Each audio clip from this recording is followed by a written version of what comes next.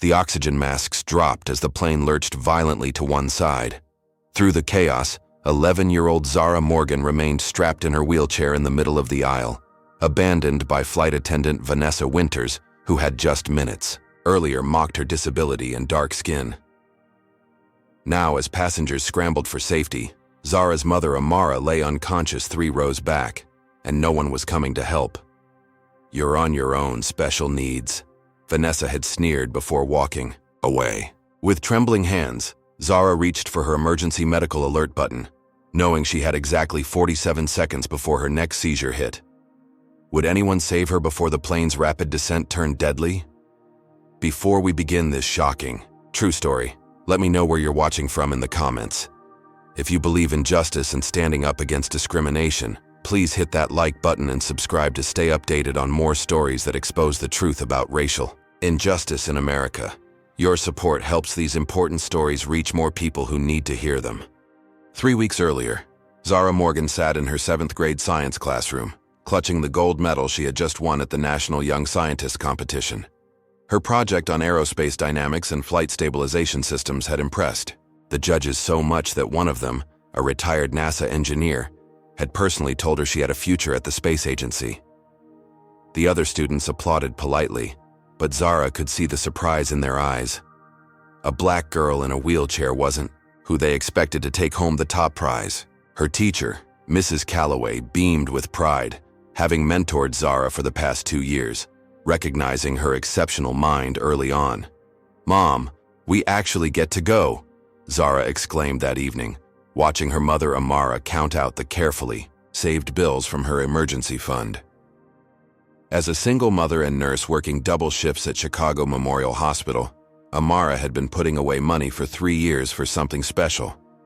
She had originally planned it for college expenses, but when Zara won the competition and received an invitation to the prestigious space camp in Huntsville, Alabama, Amara knew this was an investment in her daughter's dreams. "Of course we're going, baby. Nothing's going to stop my little astronaut," Amara said, pressing a kiss to Zara's forehead. What Zara didn't know was that Amara had picked up extra weekend shifts for the past month to make it happen. The tickets, accommodation, and specialized transport for Zara's wheelchair had stretched their budget to the breaking point, but seeing the light in her daughter's eyes made every extra hour worth it. 2 weeks later, they arrived at O'Hare International Airport, 3 hours early as Amara had meticulously planned to ensure they had plenty of time for security and boarding with Zara's wheelchair. Delta Airlines Flight 1827 to Atlanta would be their first leg, followed by a connection to Huntsville. Everything had gone smoothly through check-in and security, with helpful staff guiding them through the accessible lanes. "Look at all these planes, Mom!" Zara exclaimed, her scientific mind already calculating takeoff speeds and lift dynamics as they waited at the gate. Her enthusiasm attracted smiles from nearby passengers, including an older gentleman who introduced himself as James Whitfield, a retired teacher traveling to visit his grandchildren in Georgia. The pre-boarding announcement came, and they approached the gate with their priority boarding passes. That's when they first encountered Vanessa Winters, the head flight attendant for their flight. In her mid-40s with perfectly styled blonde hair and a smile that didn't reach her cold blue eyes, Vanessa's demeanor changed visibly when she saw Zara's wheelchair. "Oh, a wheelchair passenger," she said, not to them but to her colleague at the gate, her voice tinged with annoyance. "That's going to slow us down." Amara pretended not to hear, keeping her focus on making sure Zara was comfortable as the ground crew prepared to help transfer her to the aisle chair for boarding. They had done this many times before. Zara was an experienced traveler despite her young age. Once on the plane, they discovered another problem.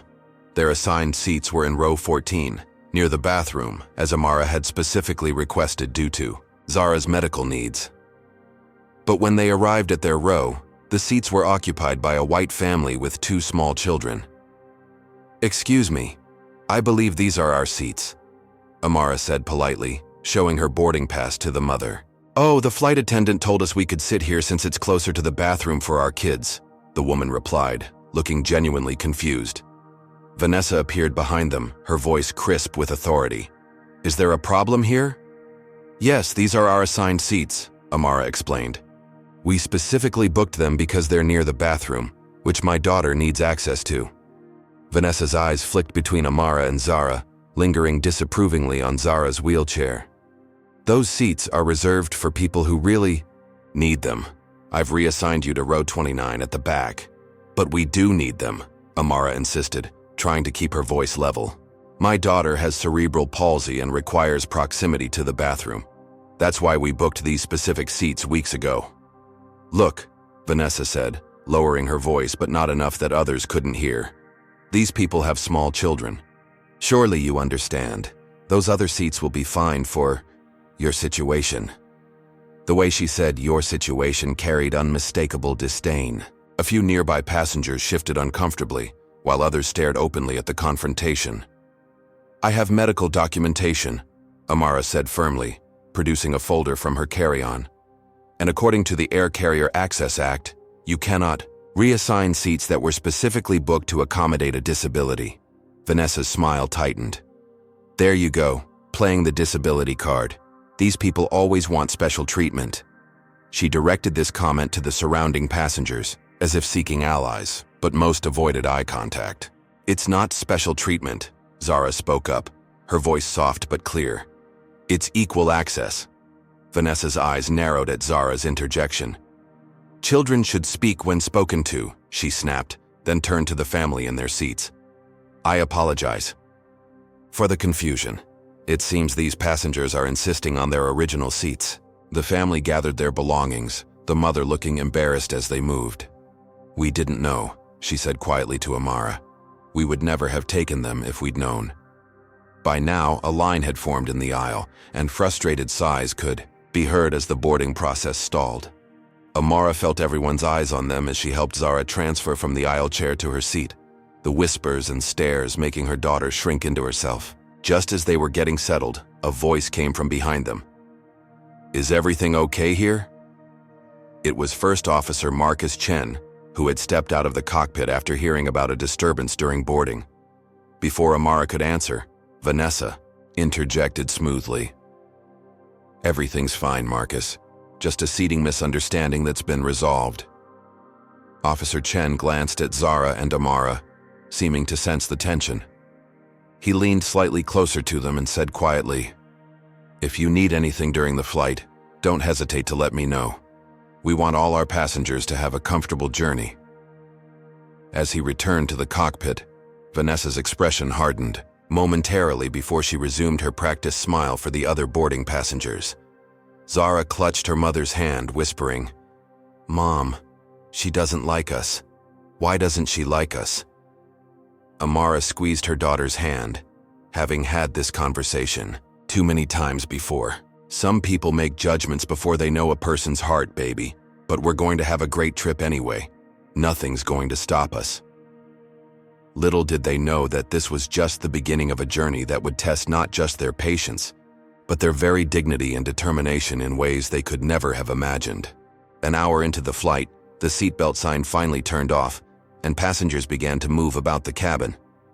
Zara whispered to her mother that she needed to use the bathroom, a process that typically required the narrow aisle wheelchair kept on board, specifically for this purpose. Amara pressed the call button, and after a few minutes Vanessa appeared, her expression souring when she saw who had called.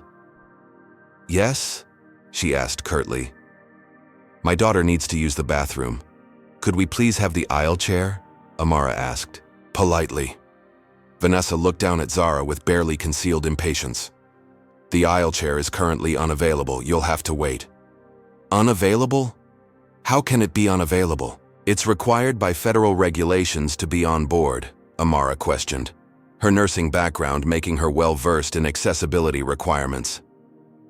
It's being used for storage at the moment, Vanessa replied, her voice rising so that nearby passengers could hear. You should have thought about bathroom needs before boarding. Maybe next time plan better. Zara's face flushed with embarrassment as several passengers turned to look.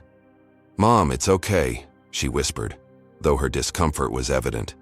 No, it's not okay, Amara insisted. The Air Carrier Access Act requires…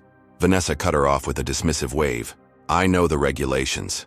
The chair will be available when it's available. I suggest you wait until we land in Atlanta. It's only another hour. Before Amara could respond, Vanessa strode away, leaving them without resolution. Just 15 minutes. Later, however, Amara noticed Vanessa escorting a white family's child to the bathroom, the supposedly unavailable aisle chair now mysteriously in use. "Did you see that?" Zara asked, her voice small but her eyes tracking the clear double standard. Amara's patience snapped. She unfastened her seatbelt and made her way to the galley where Vanessa was preparing drink service. "Excuse me," Amara said, her voice tight with controlled anger. "I couldn't help but notice the aisle chair is suddenly available. My daughter still needs to use the bathroom." Vanessa barely looked up from the drink cart. "You'll have to wait your turn. I have a service to complete. The chair was unavailable for my daughter, but immediately available for another child," Amara pointed out, keeping her voice level but firm. Vanessa finally turned to face her, leaning in slightly. "Maybe in your culture bathroom schedules aren't important, but on my aircraft we follow rules and procedures. That family asked before boarding." The racist implication hung in the air, shocking Amara into momentary silence.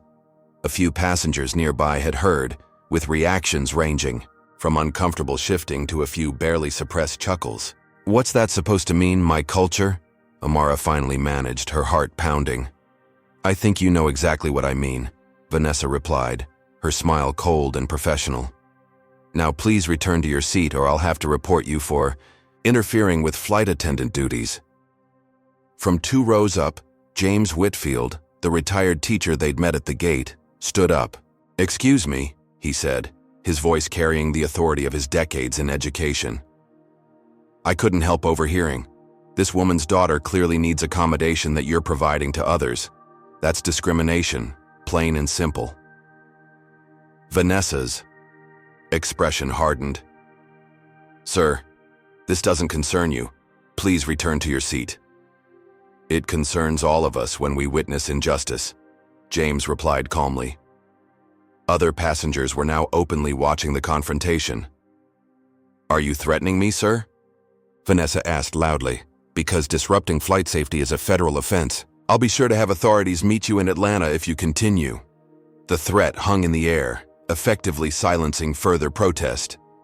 Just then, the plane hit a patch of turbulence, causing the seatbelt sign to illuminate with a ding.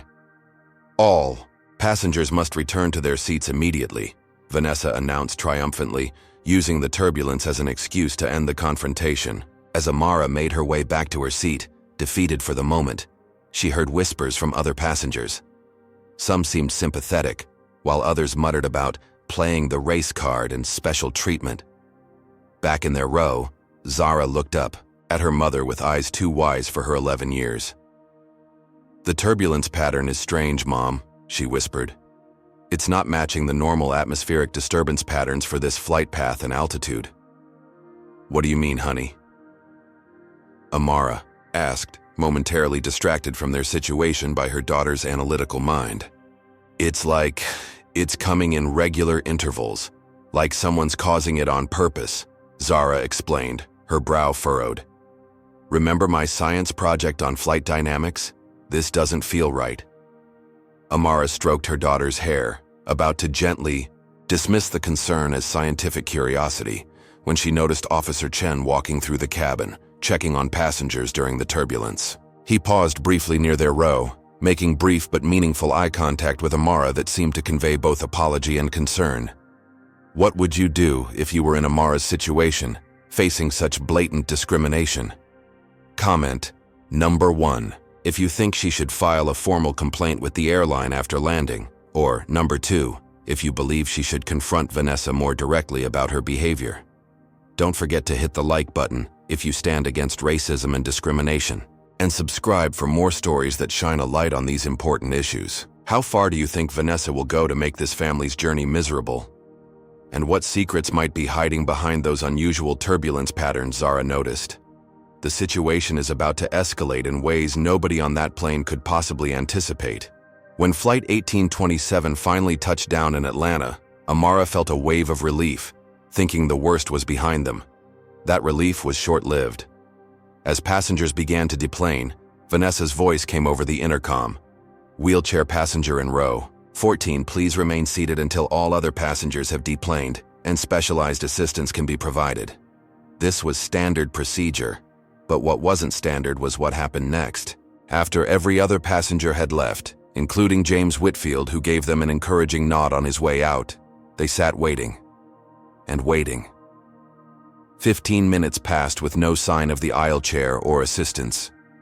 "Mom, our connection," Zara said anxiously, checking the time on her tablet. Their flight to Huntsville was scheduled to depart in 87 minutes, which should have been plenty of time for their 2-hour layover, but every passing minute eroded that buffer. Amara pressed the call button, and eventually, a different flight attendant appeared. "We're still waiting for the aisle chair," Amara explained. "Our connecting flight leaves soon." "I'm sorry," the young man said, looking genuinely apologetic. "Ms. Winters told me she'd handle your deplaning personally, but I haven't seen her since we landed. Let me check what's happening." Another 10 minutes passed before Vanessa reappeared, all efficiency and false concern. "Oh my, are you still here? There must have been a miscommunication about the aisle chair. Let me get that for you right away." By the time they finally made it off the plane, they had less than 40 minutes to make it to their connecting flight at a gate in another terminal. Rushing through the crowded airport with Zara's wheelchair was challenging enough without time pressure, but Amara was determined not to miss their flight.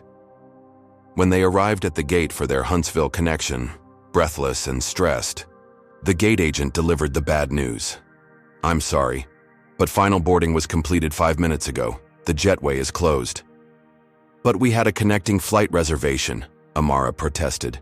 "We were delayed getting off our previous flight. Surely, there's something you can do?"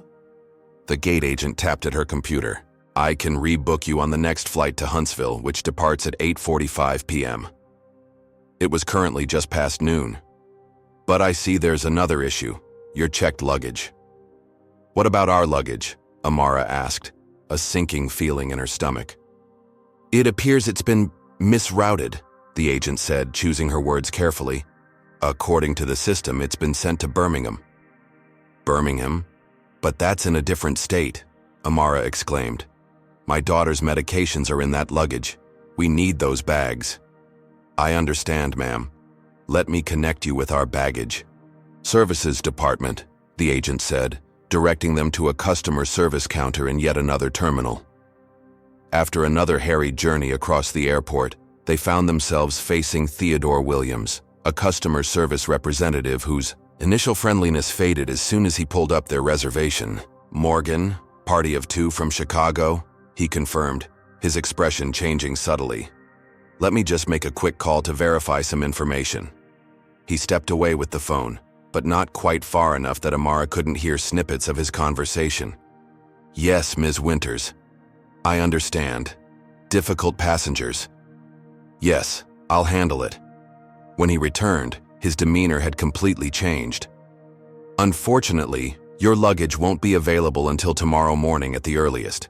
We can't offer any accommodation or vouchers since the connection was missed due to passenger delay, not airline error." "But it wasn't our fault," Amara protested. "We were deliberately delayed deplaning, and my daughter needs her medication tonight." Theodore's expression remained unmoved. "I can rebook you on the 8:45 p.m. flight to Huntsville, but that's the best I can do. As for the medication, I suggest finding a local pharmacy and contacting your doctor for an emergency prescription." Defeated and exhausted, Amara accepted the rebooking. As they moved away from the counter, a familiar voice called out to them. "Ms. Morgan? Zara?" It was James Whitfield, their ally from the flight. "I thought you'd be halfway to Huntsville by now." Amara explained what had happened, tears of frustration finally breaking through her composed exterior. James's expression darkened. "This is outrageous, and not coincidental, I'm afraid." He lowered his voice. "While I was waiting for my next flight, I overheard that flight attendant, Ms. Winters, on her phone near the crew lounge. She was specifically calling security about the difficult black passengers in Terminal B and suggesting they be watched carefully." "She what?" Amara gasped. "I'm afraid it gets worse," James continued.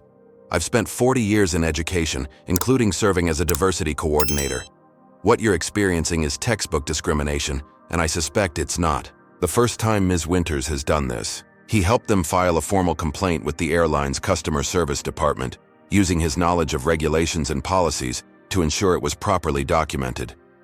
As they were completing the paperwork, Amara noticed Vanessa watching them from across the terminal, phone in hand, her expression calculating. Minutes later, 2 security officers approached their group.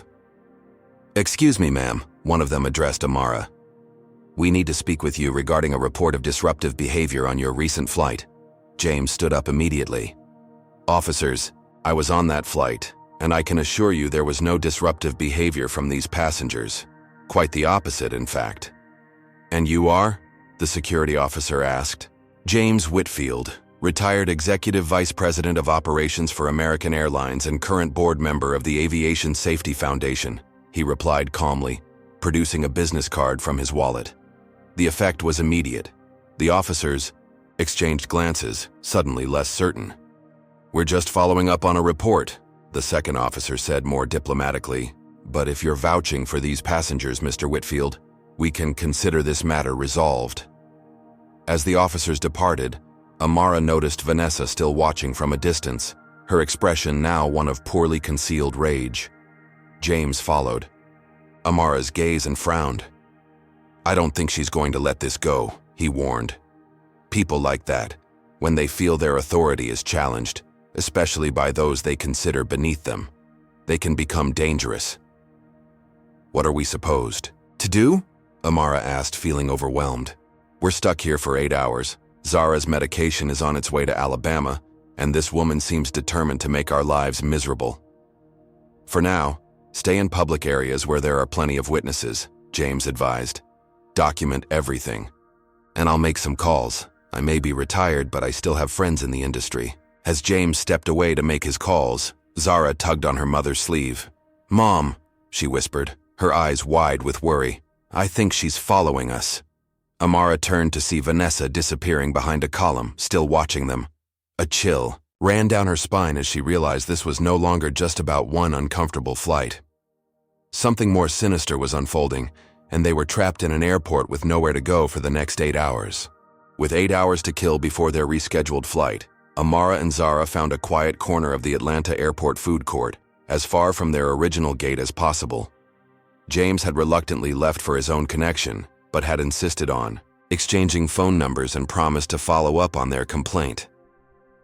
"I'm sorry about your medicine, baby," Amara said, pushing a plate of airport pizza toward her daughter. "I've called Dr. Patterson, and he's sending an emergency prescription to a pharmacy near the airport. I'll pick it up as soon as they call." Zara nodded, picking at her food without much enthusiasm. The excitement of their space camp adventure had been thoroughly dampened by the morning's events. "Do you think she'll be on our next flight too?" she asked in a small voice. Before Amara could answer, a young white girl about Zara's age approached their table, followed by her parents. "Excuse me," the girl said brightly. "Is that a space camp backpack?" Zara looked up, surprised, at the girl pointing to her NASA-themed backpack. "Yeah, we're heading there tomorrow." "Me too," the girl exclaimed. "I'm Emma Schultz. Are you in the robotics track or aerospace?" "Aerospace," Zara replied, perking up slightly.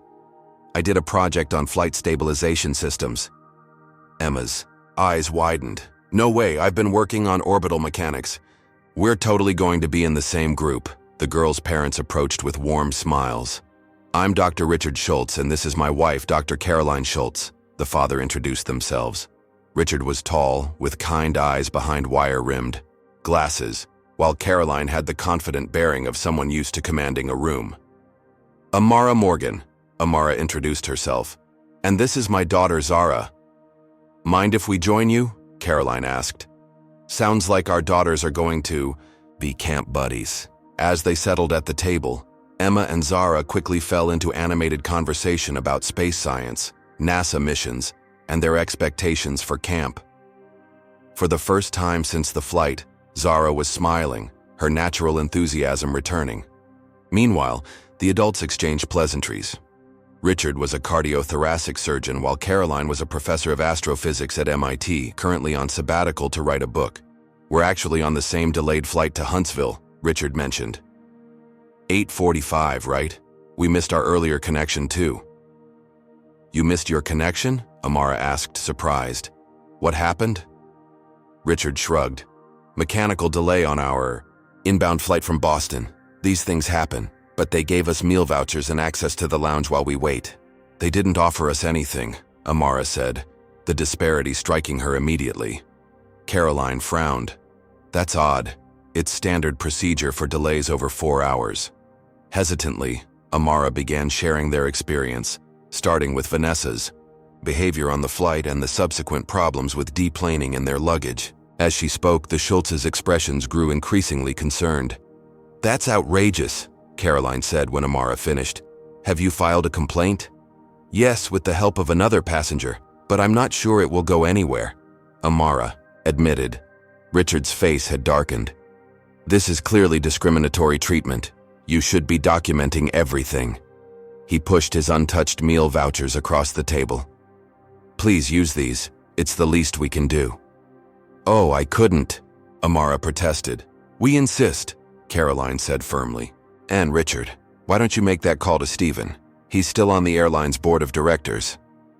Richard nodded, pulling out his phone and stepping away to make the call. Meanwhile, Caroline engaged Amara in conversation about Zara's academic achievements, showing genuine interest in the girl's scientific pursuits.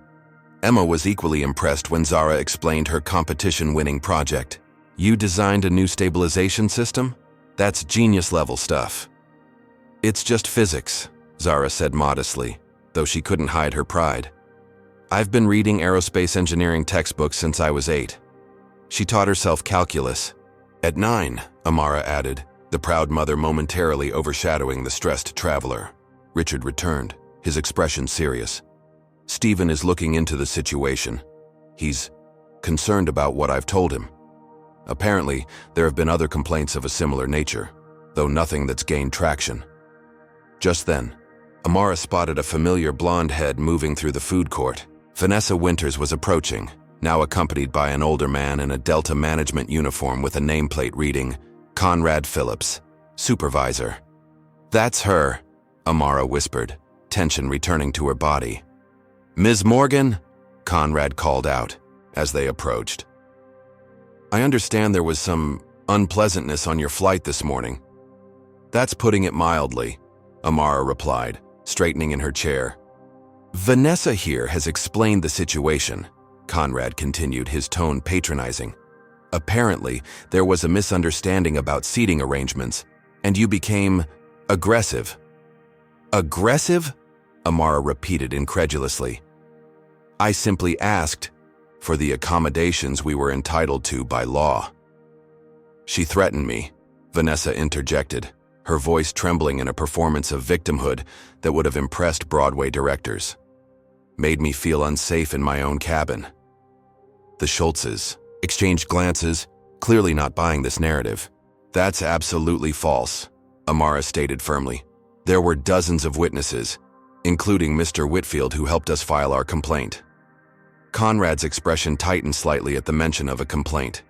Yes, well, we've reviewed the situation, and while we understand your frustration, we believe Ms. Winters acted according to protocol. Protocol includes racist comments and deliberate delays? Caroline suddenly interjected, causing both airline employees to turn to her in surprise. I'm sorry, and you are? Conrad asked, his tone noticeably different when addressing the white professor. Dr. Caroline Schultz, MIT Department of Astrophysics, she replied coolly. My husband, Dr. Richard Schultz, Chief of Cardiothoracic Surgery at Boston Memorial, and I have been hearing about the appalling treatment our new friends received. Treatment that, coincidentally, we did not experience despite being in an identical situation with our connecting flight. Conrad's demeanor shifted visibly. I assure you, Dr. Schultz, Delta Airlines does not discriminate against any passengers. Then perhaps you can explain why the Morgans weren't offered meal vouchers for their delay while we received them automatically, Richard asked, his phone visibly recording the conversation. Conrad faltered, while Vanessa's facade of victimhood briefly slipped to reveal anger.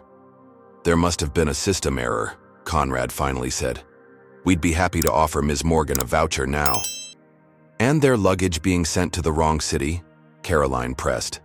Routing errors happen, Vanessa said dismissively. Primarily to black passengers who assert their rights?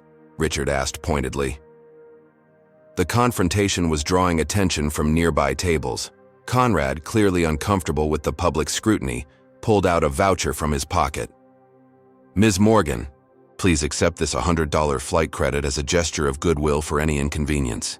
I don't want a voucher, Amara said firmly. I want an acknowledgement that we were discriminated against and an assurance it won't happen again. And I want my daughter's medication that's currently on its way to Birmingham. Conrad's professional smile remained fixed, but his eyes hardened. I'm afraid that's all we can offer at this time. The baggage situation will be resolved as quickly as possible. As they walked away, Vanessa turned back briefly, her eyes meeting Zara's with undisguised contempt. The young girl shrank back in her chair. Unbelievable, Caroline muttered. Richard, did you get that on video? Richard nodded, putting his phone away. Every word. Stephen will want to see this. Thank you, Amara said, feeling overwhelmed by the unexpected support. You didn't have to get involved. Yes, we did, Caroline said firmly. What's happening to you and Zara is wrong, and it's not over. She was right. When they arrived at the gate for their evening flight to Huntsville, Amara's heart sank as she saw a familiar figure checking boarding passes. Vanessa Winters stood at the gate, her professional smile freezing when she spotted them. She's been reassigned to our flight, Amara whispered in disbelief. Richard's expression darkened. This isn't a coincidence. She's deliberately following you. But why? Amara asked. What did we do to make her target us like this? Some people don't need a reason to hate, Caroline said quietly. But they always need to be held accountable. As they approached the gate, Vanessa's smile turned triumphant. The message was clear. The nightmare was far from over. In fact, it was about to get much worse. Boarding the flight to Huntsville felt like walking into a trap. Vanessa's eyes tracked Amara and Zara as they moved down the jetway, her smile never reaching her eyes. The Schultzes boarded ahead of them, with Richard giving Amara a reassuring nod as if to say, "We've got your back." This time, there was no dispute about their seats. They were assigned to row 12, not near any bathroom. Emma and her parents were several rows behind. As Zara got settled, Amara noticed Vanessa watching them intently from the galley, whispering to another flight attendant who glanced their way with newfound suspicion. "Mom, I don't feel good about this," Zara whispered. "She looks like she's planning something." "It's just a short flight, baby," Amara reassured her, though she shared her daughter's apprehension. "Just 90 minutes and we'll be in Huntsville. Then we can focus on space camp and forget all about this." The flight was fully boarded, and the usual safety demonstrations began. Vanessa performed her duties with mechanical precision, her eyes consistently drifting to row 12. When she reached their row during the pre-takeoff check, she made a show of inspecting Zara's seatbelt with excessive thoroughness. "Is there a problem?" Amara asked. "Just doing my job," Vanessa replied coldly. "Safety first, especially for special needs passengers." The plane took off, and for the first 20 minutes, everything seemed normal. Zara had pulled out her tablet to review some aerospace notes, trying to recapture her excitement about space camp. Amara was beginning to relax slightly when Vanessa appeared with the beverage cart. "Coffee, tea, or soda?" she asked mechanically, not making eye contact. "Apple juice for my daughter, please, and coffee for me," Amara replied. Vanessa poured the drinks, handing Zara her juice without incident. But as she placed Amara's coffee on her tray table, the cup suddenly slipped from her hand, spilling the scalding liquid not on Amara, but across Zara's tablet and the medical device attached to her wheelchair. "Oh!" Vanessa exclaimed with exaggerated dismay as Zara cried out. "How clumsy of me!" "What are you doing?" Amara demanded, grabbing napkins to quickly dry the equipment, the specialized medical monitoring device attached to Zara's wheelchair, essential for tracking her vitals and alerting to potential seizures, was now sputtering with electrical shorts.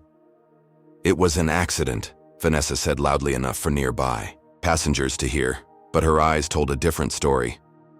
These things happen. That's her medical equipment, Amara said, trying to keep her voice down but unable to hide her distress. Do you know how expensive and essential that is?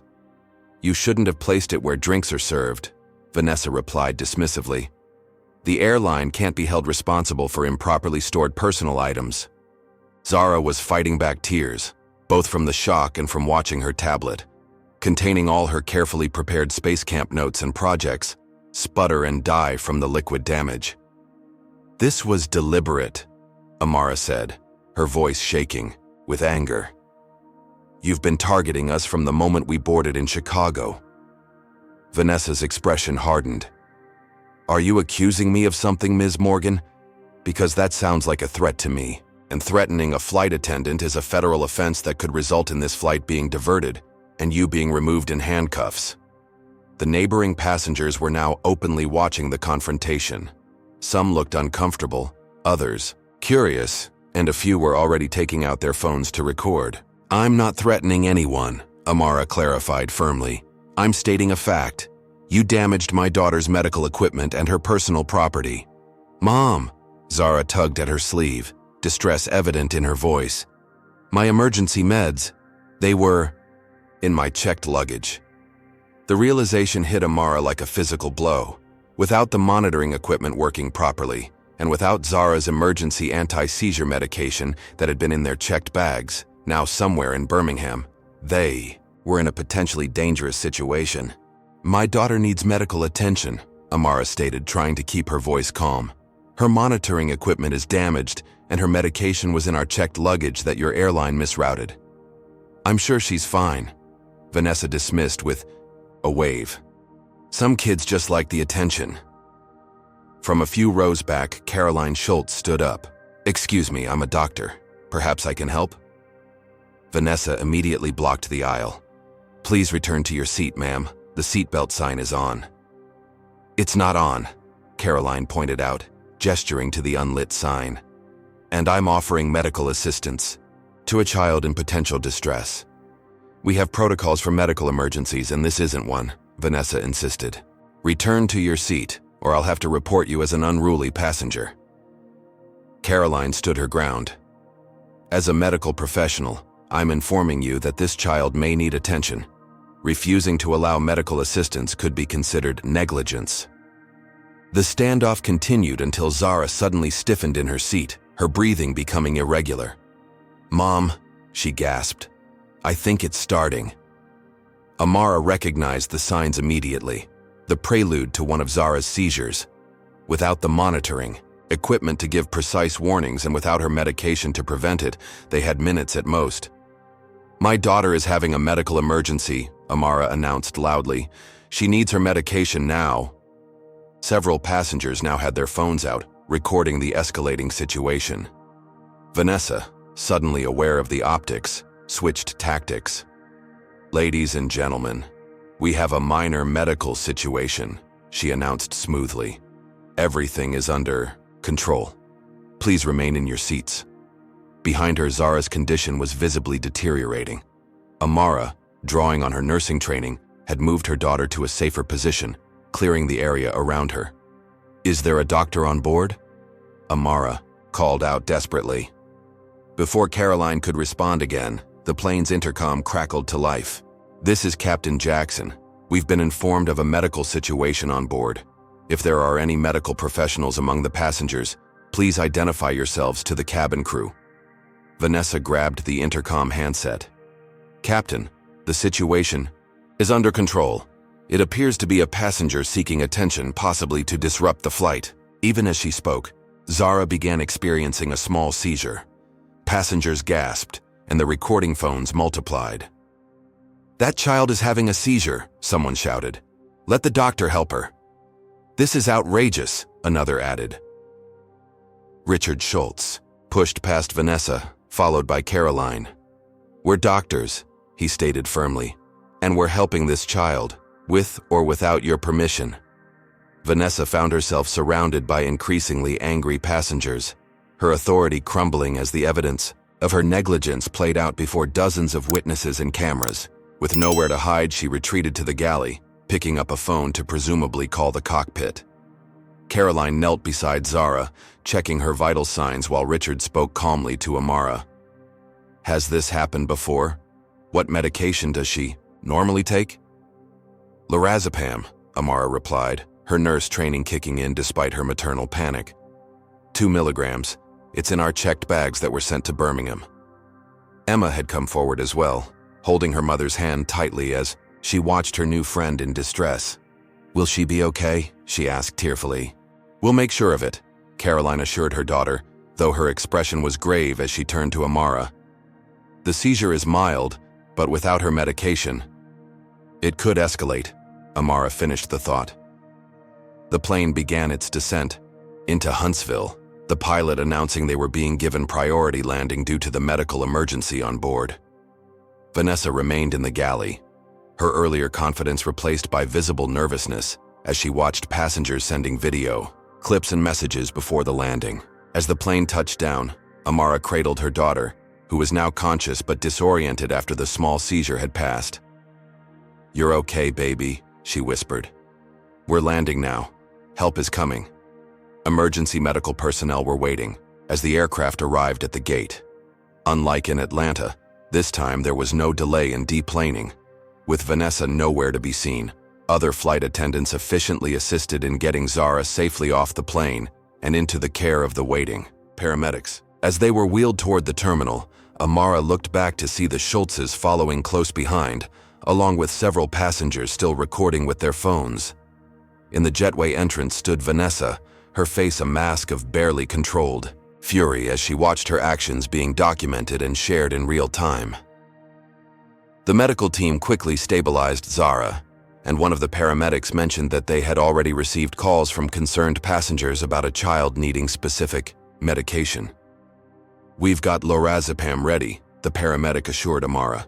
"Someone on the plane used the Wi-Fi to alert us before you landed." As they were loaded into an ambulance, Amara caught a glimpse of Richard Schultz speaking intensely with airport security, pointing repeatedly toward the gate where Vanessa still stood. The last thing she saw before the ambulance doors closed was Emma waving, her young face set with determination as she held up her own phone, showing that she too had captured everything. What would you do if you witnessed a flight attendant putting a child in danger like Vanessa did to Zara? Comment. Number 1, if you'd record and report the incident to airline management, or number 2, if you'd confront the flight attendant directly. Don't forget to hit that like button if you believe people who abuse their authority should face consequences, and subscribe to follow Zara's journey as she fights back against injustice. How far do you think this story will go now that passengers have video evidence? And what will happen when the world sees how Vanessa treated an innocent disabled child? The power of social media is about to change everything. Zara was discharged from Huntsville Hospital just after midnight, the emergency medication having prevented any further seizures. The attending physician had been appalled by their story, documenting the incident as a case of medical negligence and providing copies for Amara's records. Their hotel, originally booked for tomorrow night before space camp began, had fortunately allowed them to check in early when they heard about the situation. "Try to get some sleep, baby," Amara said, tucking Zara into bed. "Tomorrow will be better." But sleep proved elusive for Amara. At 3 a.m., her phone began buzzing with notifications. Opening her social media accounts, she was stunned to see clips from the flight appearing on every platform. Whereas Flying While Black and Justice for Zara were already trending, with thousands of shares and comments expressing outrage at Vanessa's behavior. By morning, the story had exploded. National news outlets were running segments showing the cell phone footage, particularly damning clips of Vanessa refusing medical assistance and callously dismissing Zara's condition. The airline's social media accounts were flooded with angry comments demanding action. At 9 a.m., Delta Airlines released a statement. "We are aware of the incident involving one of our flight attendants and a young passenger. We take all allegations of misconduct seriously and are conducting a thorough investigation. The employee in question has been placed on administrative leave pending the results of this investigation." The statement's carefully neutral wording and lack of a direct apology only fueled public outrage. By noon, the story had gone international, with media outlets from around the world picking up on what was being characterized as a blatant case of both racism and ableism. Amara's phone rang. It was Caroline Schultz. "Have you seen the news?" she asked without preamble. "It's everywhere," Amara replied, still in disbelief. "I never expected this kind of response. People recognize injustice when they see it," Caroline said. "But there's something you should know. Vanessa is fighting back." She directed Amara to a conservative news channel's website, where Vanessa Winters was being interviewed, tearfully claiming she was the victim of a race hoax, orchestrated to get social media fame and set up a lucrative lawsuit. "I was just doing my job," Vanessa insisted in the interview. The mother was combative from the start, refusing to follow basic safety instructions. When her daughter had what appeared to be a medical issue, "I followed all protocols. Now I'm receiving death threats and being painted as a monster because of manipulated video clips and a false narrative. She's lying through her teeth," Amara said, outraged. "We have dozens of witnesses. And their testimonies are coming in," Caroline assured her. "Richard has been in contact with the airline's board of directors. They're in crisis mode, but Vanessa has her supporters too." This became painfully clear when Amara checked her own social media accounts to find a flood of hateful messages from Vanessa's defenders, accusing her of everything from child exploitation to terrorism. Some had even discovered her workplace and were calling for her firing. A call from Space Camp temporarily diverted her attention. "Ms. Morgan, this is William Foster, camp director at Space Camp. I'm calling about Zara's registration." Amara tensed, expecting bad news, but was surprised by Foster's diplomatic tone. "I want to assure you that Zara's place is secure," he said carefully. "We've been made aware of yesterday's unfortunate incident, and we want you to know that Space Camp values diversity and inclusion. Zara's academic achievements speak for themselves, and we're looking forward to having her join us." The carefully worded statement sounded supportive, but Amara detected an undercurrent of discomfort. "Thank you, Mr. Foster. Will there be any security concerns given the media attention?" "We have excellent security," Foster assured her, though his tone suggested he wasn't thrilled about the situation. "We're used to having high-profile students. Just, perhaps we could keep things low-key during her stay? For everyone's comfort." After hanging up, Amara felt uneasy. The camp wasn't canceling Zara's spot, but they clearly weren't happy about the publicity. She was considering the implications when another call came through, this one from the CEO's office at Delta Airlines.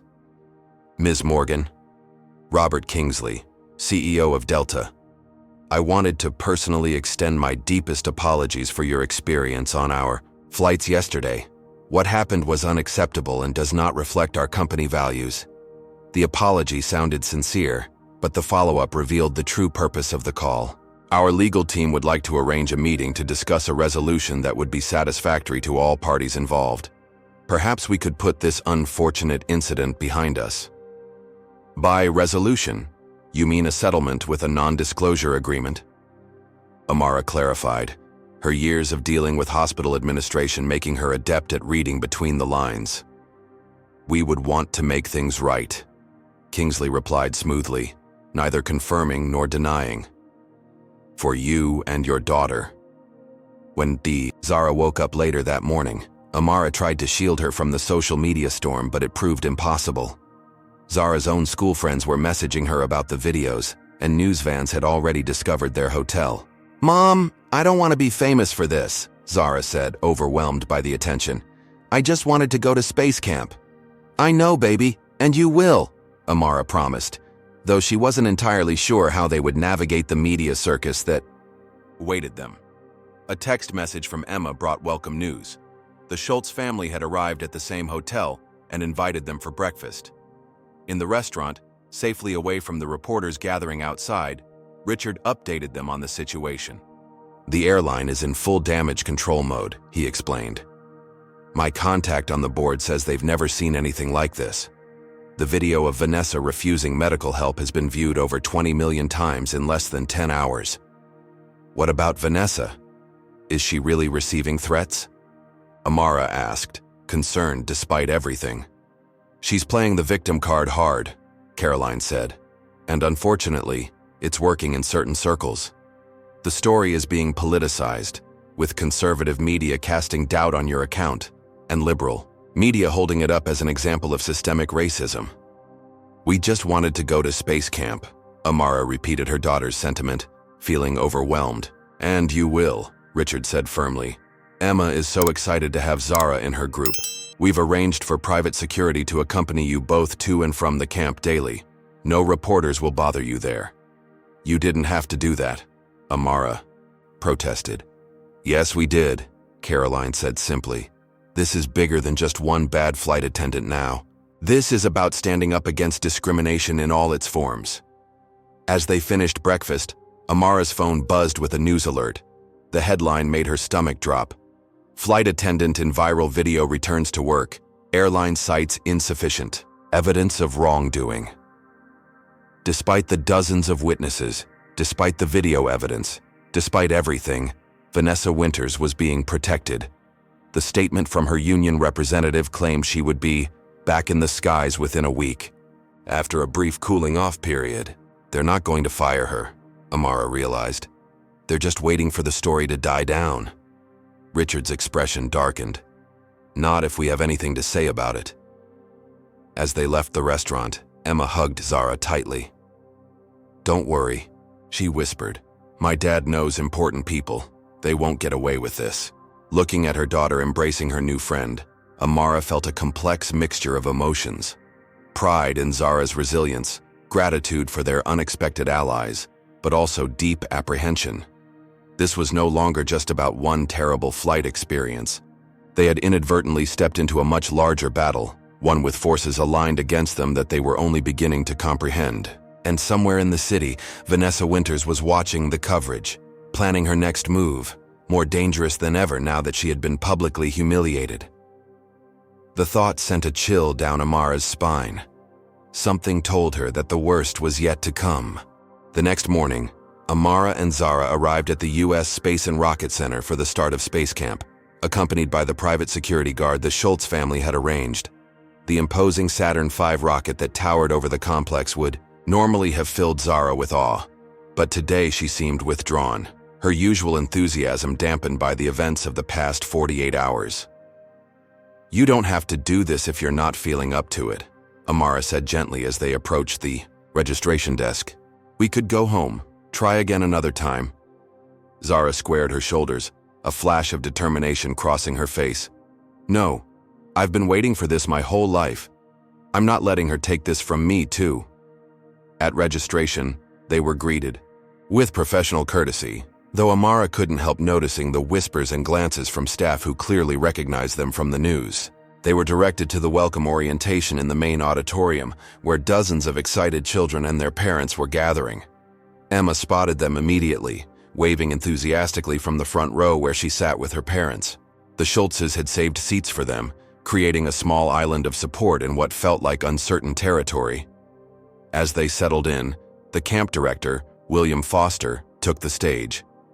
A tall man with silver hair and a military bearing, Foster welcomed the new campers with practiced enthusiasm, outlining the week's activities and introducing key staff members. His gaze swept over the audience, briefly pausing when it reached Zara and Amara, his smile tightening almost imperceptibly. After the orientation, as families began dispersing to various check-in stations, Foster approached them directly. Ms. Morgan, Zara. He greeted them with a handshake that seemed a fraction too brief.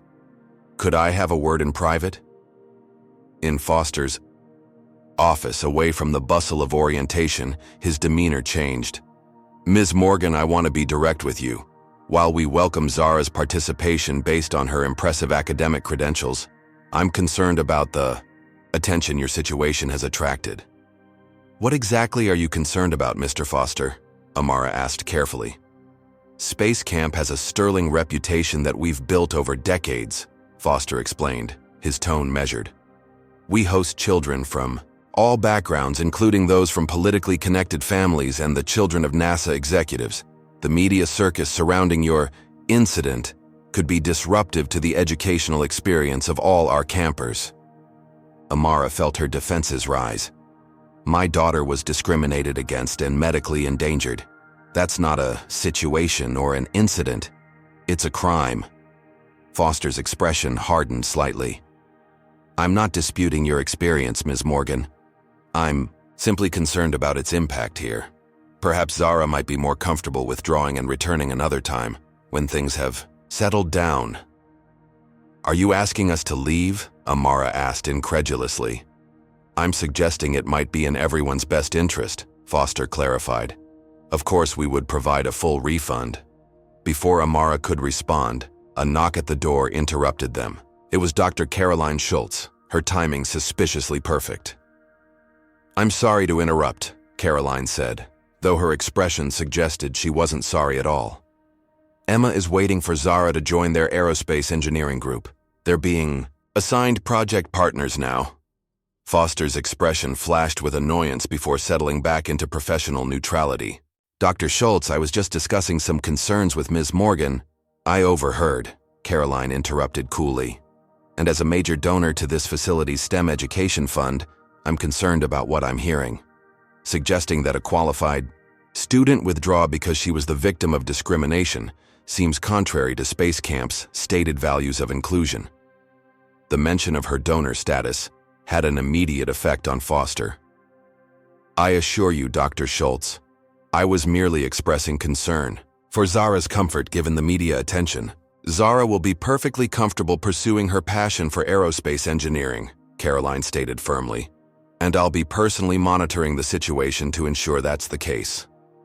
Foster conceded with a tight smile, and Zara was escorted to join her group, where Emma was indeed waiting impatiently. As the girls departed, Caroline turned to Amara. I had a feeling we should keep an eye on him, she said quietly. Something felt off about his call to you yesterday. Over the next few days, Zara threw herself into the space camp experience, gradually reclaiming her excitement as she tackled simulator training, rocket building, and mission planning exercises. She and Emma had become inseparable, their shared passion for science creating a strong bond. Other campers had been curious about Zara's newfound fame at first, but most had quickly moved on to the excitement of space exploration. Not everyone was so accepting, however. Amara, who had opted to volunteer at the camp instead of leaving Zara alone, noticed that certain instructors seemed to grade Zara more harshly than other students, finding fault with work that appeared flawless to her untrained eye. When she mentioned this to Richard Schultz during one of their now regular dinners, he frowned thoughtfully. It might be paranoia after everything you've been through, he said, but let me do some digging. The next day, Richard sought out Amara during lunch break, his expression grim. I found something you should know. William Foster is Vanessa Winter's brother-in-law. His wife is her sister. What? Amara gasped. That can't be a coincidence. It's not, Richard confirmed. I did some social media research. They're quite close. There are photos of them together at family events as recently as last month.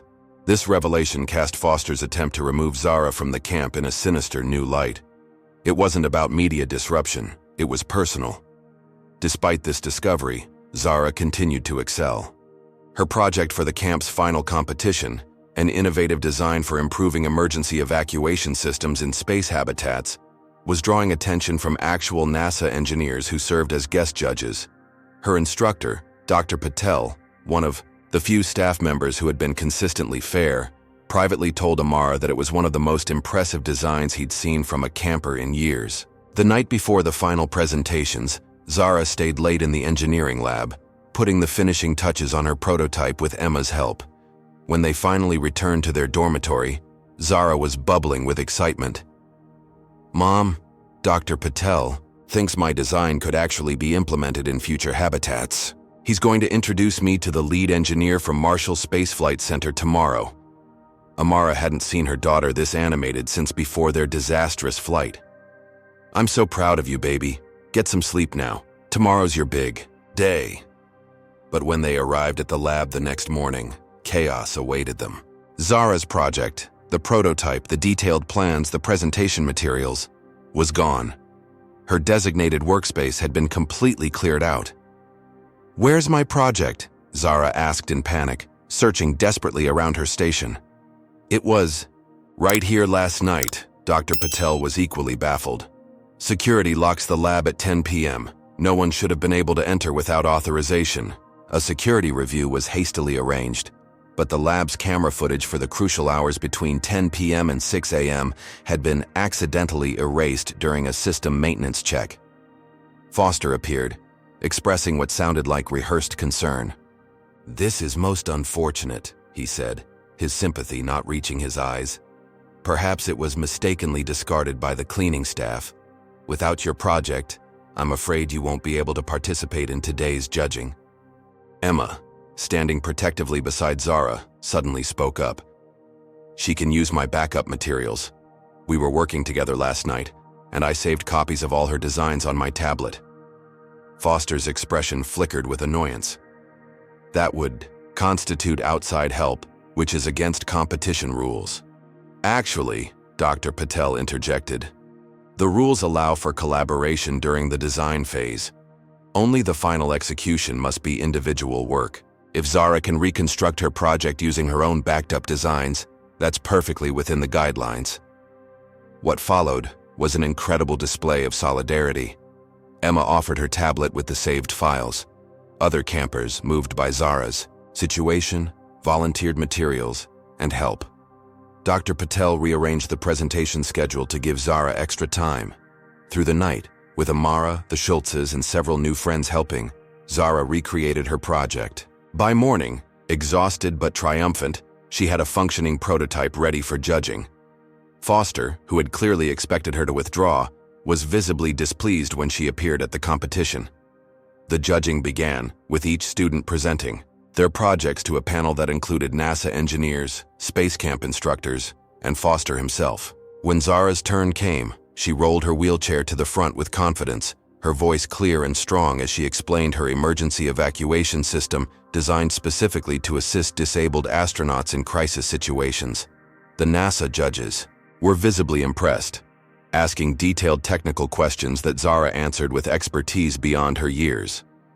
One judge, a veteran engineer named Dr. Simmons, was particularly enthusiastic, noting that accessibility in space design was an overlooked but critical area. When the results were announced, Zara's name was called for first place. The audience erupted in applause, all except Foster, who remained seated, his expression stony. As Zara rolled forward to accept her award, Foster stood to present it, protocol requiring him to shake her hand.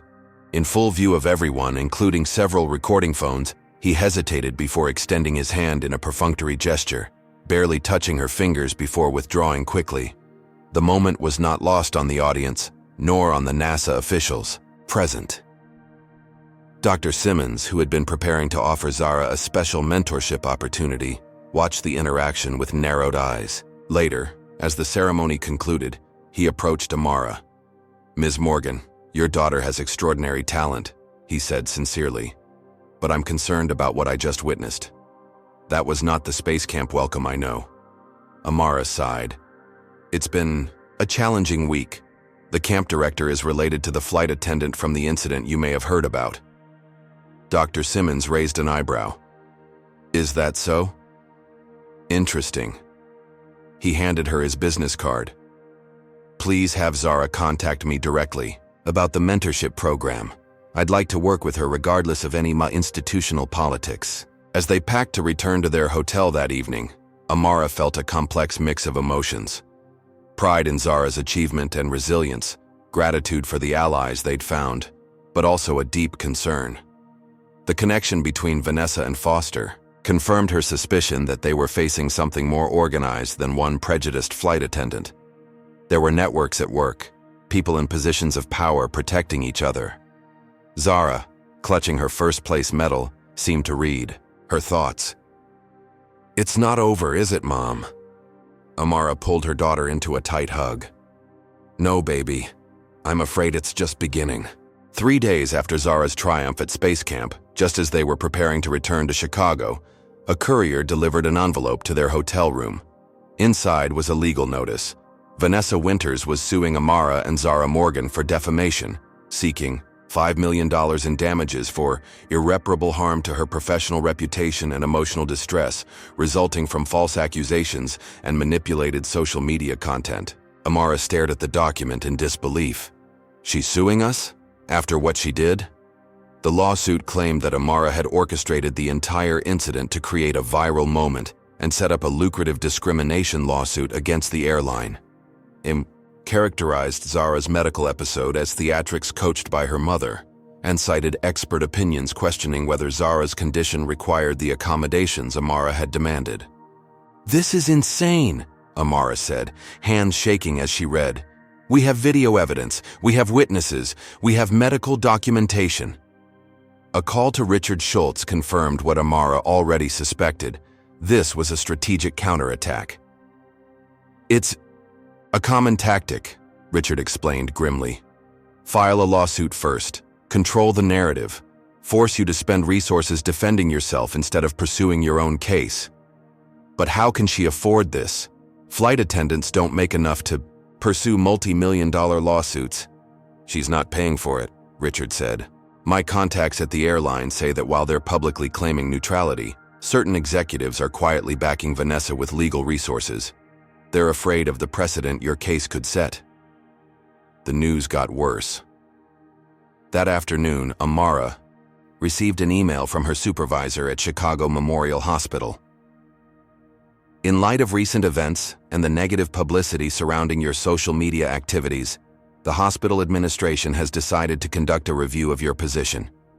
You are placed on administrative leave effective immediately, pending the results of this review."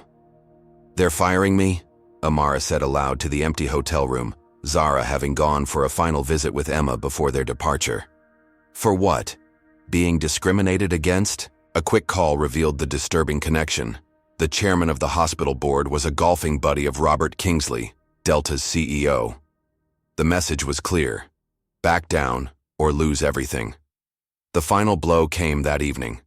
Their landlord called to inform them that a routine inspection had found several code violations in their apartment building that required immediate, expensive repairs.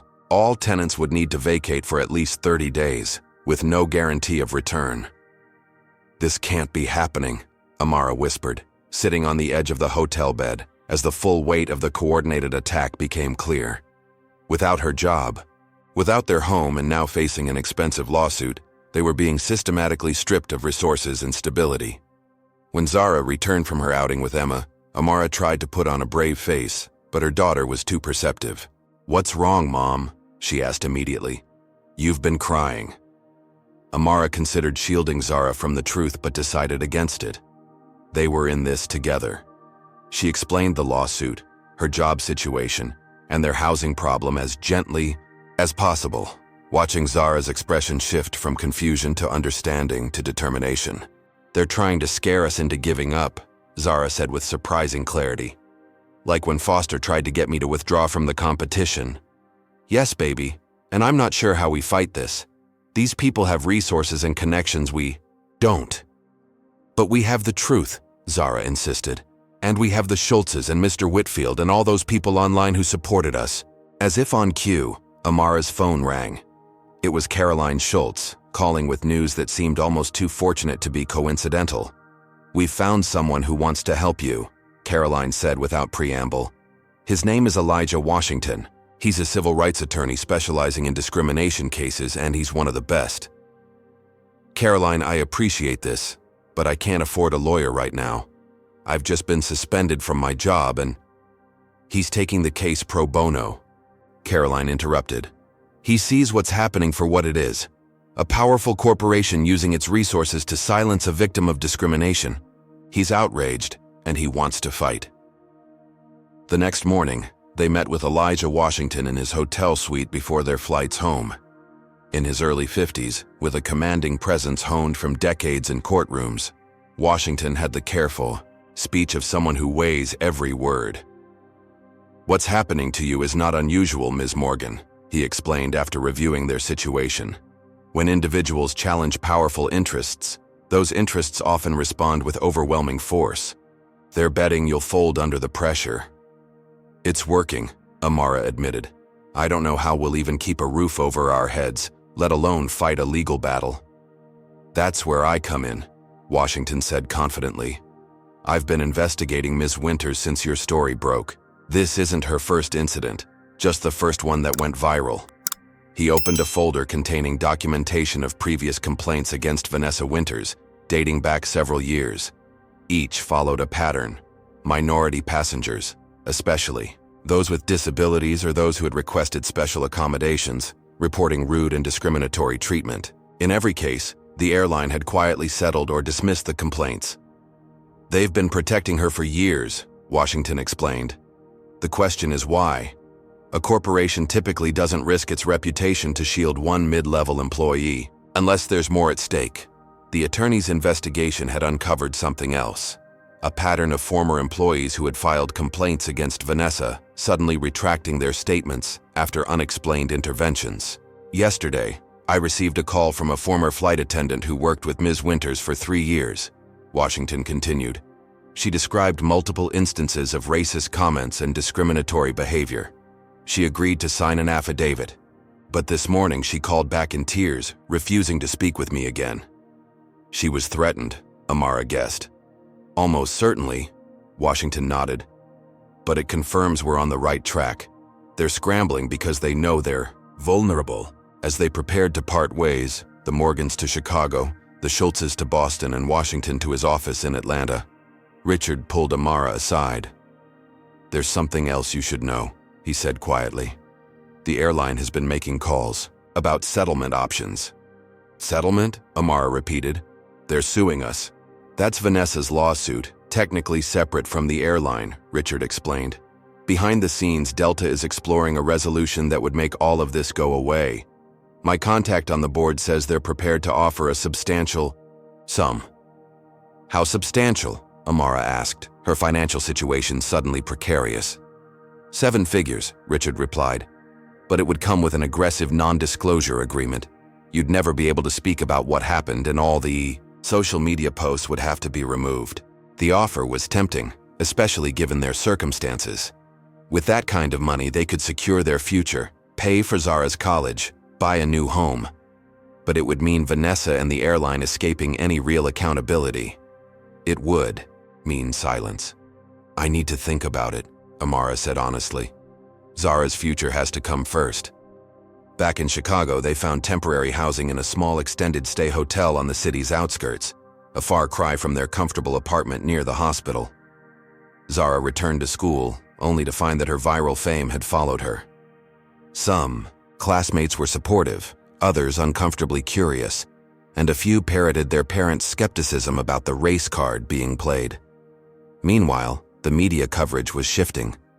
Opinion pieces questioning Amara's motives began appearing. In major outlets, a deep dive into her financial history revealed student loan debt and a previous bankruptcy following her husband's death.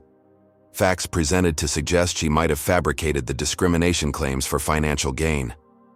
When a reporter ambushed Amara outside the hotel, shouting questions about her financial motivations, Zara witnessed it all, her young face crumpling at the hostile insinuations.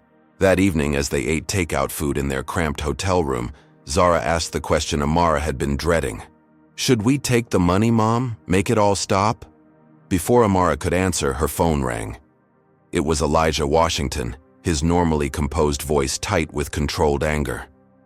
"My office was broken into last night," he reported without preamble. "The only things taken were files related to your case and my computer that contained our research on Vanessa Winters and the airline." "Oh my God," Amara gasped. "Did you call the police?" "Of course." But the detective assigned to the case took one look around and dismissed it as a random burglary, despite the selective nature of what was taken.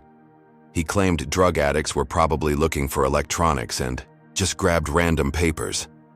"That doesn't make any sense," Amara said. "No, it doesn't," Washington agreed grimly, "especially since my office is in a secure building with surveillance cameras that were malfunctioning during the exact time frame of the break-in." The implications were chilling. This wasn't just a powerful corporation using its legal resources. This was crossing into potentially criminal territory. The next day brought more disturbing news. James Whitfield, the retired airline executive who had helped them in Atlanta, called to report that he was suddenly being audited by the IRS and had received anonymous threatening calls warning him to stay out of other people's business. Several airline employees who had submitted statements supporting Amara's account were disciplined for protocol violations, unrelated to her case but suspiciously timed. Conrad Phillips, Vanessa's supervisor who had backed her story, was promoted to regional director. The FAA investigation that had been launched based on passenger complaints had mysteriously stalled, with the inspector originally assigned to the case suddenly reassigned to a different region. Even Zara wasn't immune. Her school reported sudden concerns about her academic performance despite her consistently excellent record. The principal, previously supportive, now suggested that Zara's extracurricular activities, meaning the media attention, might be distracting her from her studies. Most alarming was the call from social services that Amara received, informing her that they had received an anonymous tip about her parenting, triggering a mandatory investigation. The social worker who visited their hotel room was professional, but thorough, asking pointed questions about Zara's medical care and noting their temporary housing situation with evident concern. "They're coming at us from every angle," Amara told Washington during their nightly update call.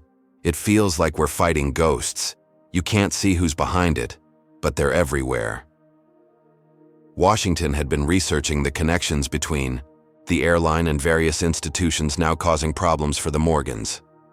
He discovered that Robert Kingsley, Delta's CEO, sat on several boards with powerful figures in Chicago, including, most disturbingly, the chairman of the hospital board, where Amara worked.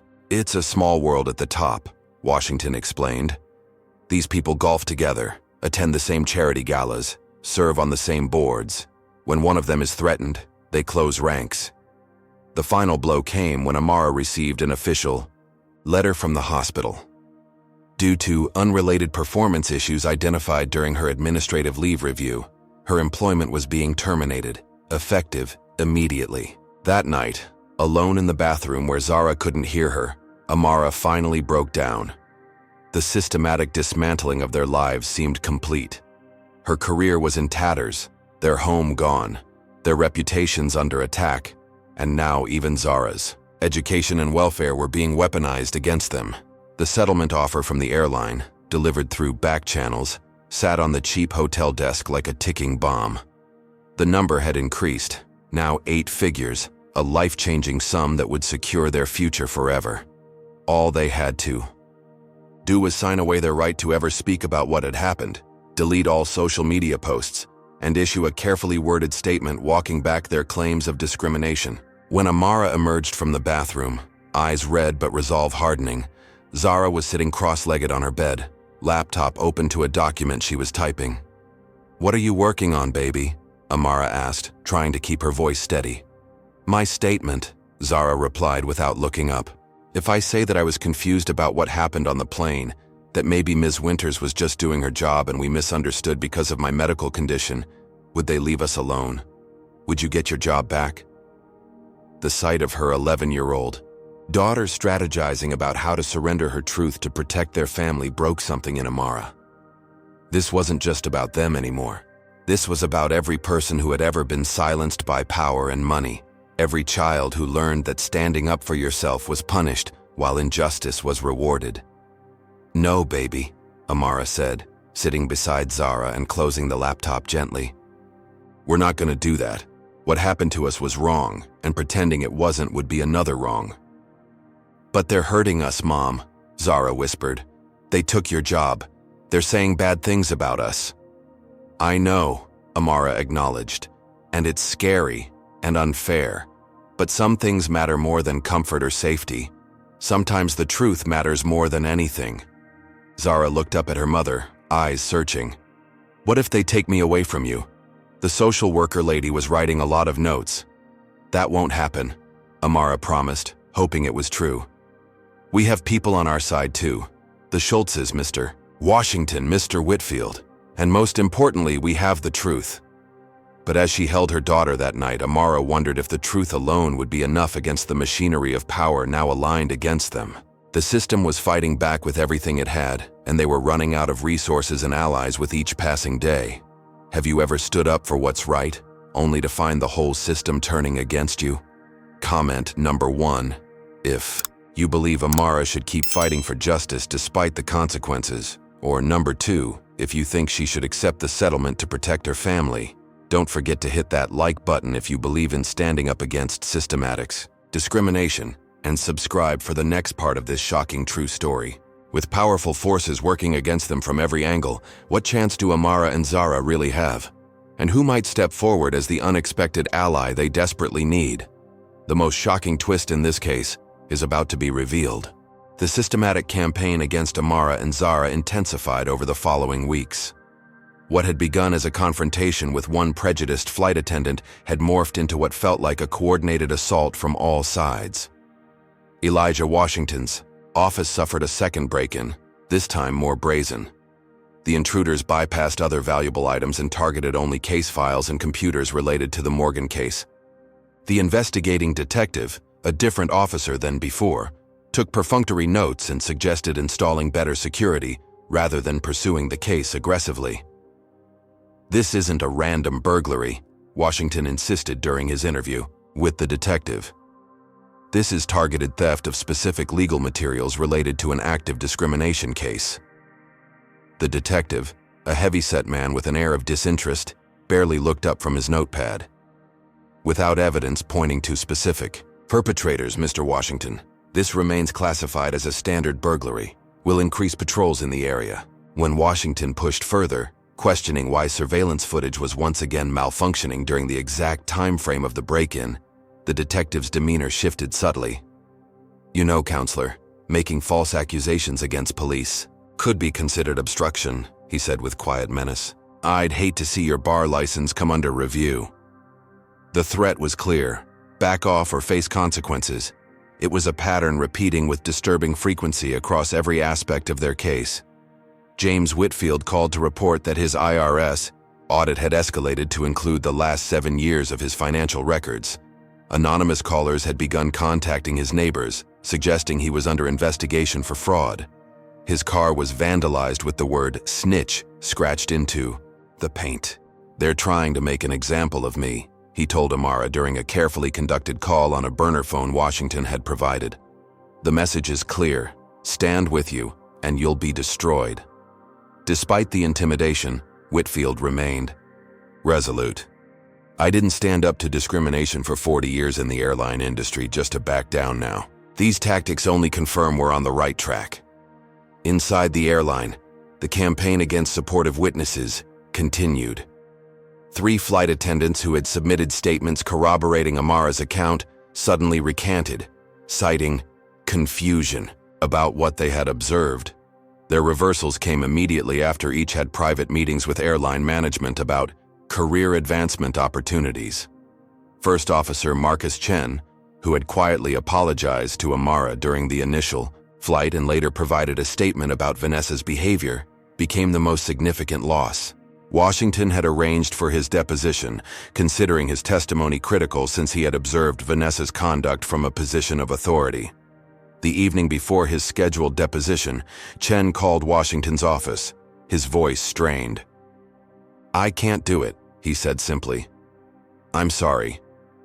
When pressed, he reluctantly revealed that he had been offered early promotion to captain, a jump ahead of dozens of more senior pilots, contingent on his reconsideration of certain recollections regarding Flight 1827. I have 3 kids in college, Chen explained, shame evident in his voice. This promotion means an additional $60,000 annually. I can't sacrifice my family's future. While witnesses were being picked off one by one, the legal assault continued relentlessly. Vanessa's defamation lawsuit expanded to include additional claims and defendants, now naming the Schultz family for their conspiracy to damage her reputation, and even targeting James Whitfield for his interference with her employment relationship. The strategy was clear: isolate the Morgans by making support for them costly and dangerous. It was working. Former allies began distancing themselves, media coverage waned as reporters moved on to fresher stories, and public support dwindled. In the face of the counter-narrative being pushed by Vanessa's supporters, even Elijah Washington faced mounting pressure. His law partners called an emergency meeting, concerned about the firm's reputation and the resources being devoted to a pro bono case that was generating powerful enemies. The consensus is that we need to refer this case to another firm, the senior partner informed Washington. It's becoming a liability to our corporate practice. Washington refused. I'll take it as a personal case then. This is too important to abandon. Elijah, the senior partner said, his tone softening to one of genuine concern. Think about what you're doing. These people play hardball. Your name is on the door of this firm, but votes can change that. The threat to his life's work was real, but Washington remained unmoved. Some things matter more than a name on a door, Harold. If standing up for what's right costs me my partnership, so be it. His principled stand came with a cost. Without the firm's resources, Washington was fighting an increasingly one-sided battle against a team of corporate attorneys with seemingly unlimited funding. Critical deadlines approached for filings he now had to prepare without support staff, working through nights in a small temporary office he had rented. For Amara and Zara, daily life had become a series of small and large indignities. The social services investigation dragged on, with repeated surprise visits to their hotel room and intrusive questioning about Amara's finances, Zara's medical care, and their living conditions. The investigator seemed determined to find fault, noting the unstable housing situation and Amara's unemployment as concerns in her reports. School had become a battlefield for Zara. Once celebrated for her academic achievements, she now found herself under unprecedented scrutiny. Teachers, who had previously praised her work, now found reasons to criticize it. Her science project on aerospace engineering, once her pride and scheduled for the regional competition, was disqualified on a technicality about submission formatting. The principal, who had once written a glowing recommendation for her space camp application, now suggested that her emotional state might warrant counseling and a reduced academic load. When Amara attended a parent-teacher conference to address these concerns, she was met with thinly veiled hostility. Zara seems preoccupied with being perceived as a victim, her homeroom teacher commented, avoiding Amara's direct gaze. It's affecting her ability to integrate with other students. She is a victim, Amara pointed out sharply. She was discriminated against and medically endangered, and now she's watching our entire lives being dismantled as punishment for speaking up. The teacher's expression remained carefully neutral. Perhaps a fresh start at another school would be beneficial for everyone. The message was consistent across every front: surrender, settle, disappear, or face escalating consequences. Financial pressures mounted relentlessly. With her nursing career effectively blacklisted, no Chicago hospital would touch her application. Once they learned her name, Amara had taken a minimum wage job at a convenience store to keep them afloat. Their savings were rapidly depleting, with legal expenses and the higher cost of their extended stay housing draining what little remained. The settlement offer from Delta remained on the table, the figure now climbing to truly life-changing amounts. Each time Amara wavered, considering Zara's future and their deteriorating situation, Washington counseled patience. They're increasing the offer because they're scared, he explained. Something bigger is at stake here. The harder they push, the more certain I am that we're close to uncovering what they're really protecting. His investigation had revealed tantalizing fragments of a larger pattern. Vanessa Winters wasn't just a random prejudiced employee. She was connected to higher-level executives through family and social ties. Her brother-in-law, William Foster, at Space Camp, was just one strand in a web that seemed to extend throughout the company's power structure. The breakthrough they needed remained elusive, however. Each potential witness was silenced, each document, request stonewalled, each formal complaint mysteriously stalled in bureaucratic processes. The most disturbing development came when Washington spotted Vanessa having dinner with Judge Eleanor Harmon, the judge assigned to their case. The attorney managed to discreetly photograph the meeting from across the restaurant, but when he filed a motion for the judge to recuse herself due to the apparent conflict of interest, Judge Harmon denied it, claiming the dinner was a chance encounter with a casual acquaintance rather than anything improper. The ruling effectively prevented them from using the photograph as evidence of judicial bias, leaving them at the mercy of a judge who appeared to have already chosen sides. As the date for a critical hearing approached, one that would determine whether Vanessa's lawsuit could proceed while simultaneously addressing the Morgans' counterclaims, Amara's health began to deteriorate under the constant stress. Headaches and insomnia gave way to panic attacks and dangerously elevated blood pressure. During a particularly contentious deposition, where Vanessa's attorneys grilled her for 8 hours about her history of financial problems and motivation for creating a viral racial incident, Amara collapsed. Zara, who had been waiting in an adjacent room with a volunteer from Washington's church, witnessed her mother being carried out on a stretcher, an oxygen mask covering her face. For an 11-year-old who had already lost her father, the sight was devastating. At the hospital, doctors warned Amara about the effects of prolonged stress on her cardiovascular system. "Whatever you're dealing with," the emergency physician advised, "it's not worth your life. Your daughter needs you healthy." That night, as Amara recovered in the hospital, Zara sat alone in their hotel room, the social worker having arranged for temporary supervision. The young girl opened her laptop and began typing what she never thought she would: a complete retraction of their claims against Vanessa and the airline. "I, Zara Morgan, wish to clarify that events on Delta Flight 1827 were not as previously described," she wrote with tears streaming down her face. "Ms. Winters was performing her duties professionally, and any misunderstanding was due to my medical condition causing confusion." She continued crafting the surrender document, believing that sacrificing their truth was the only way to save her mother's life and what remained of their family. As she typed, her Space Camp medal lay on the desk beside her laptop, a reminder of what she had accomplished despite the obstacles and what she was now preparing to deny. The system had won. The machinery of power, with its infinite resources and reach, had successfully crushed a nurse and her disabled daughter for the crime of demanding basic dignity and respect.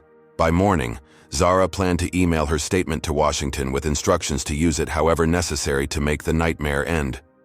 But as dawn broke over Chicago, an unexpected package arrived at Washington's temporary office, a plain manila envelope with no return address, delivered by overnight courier.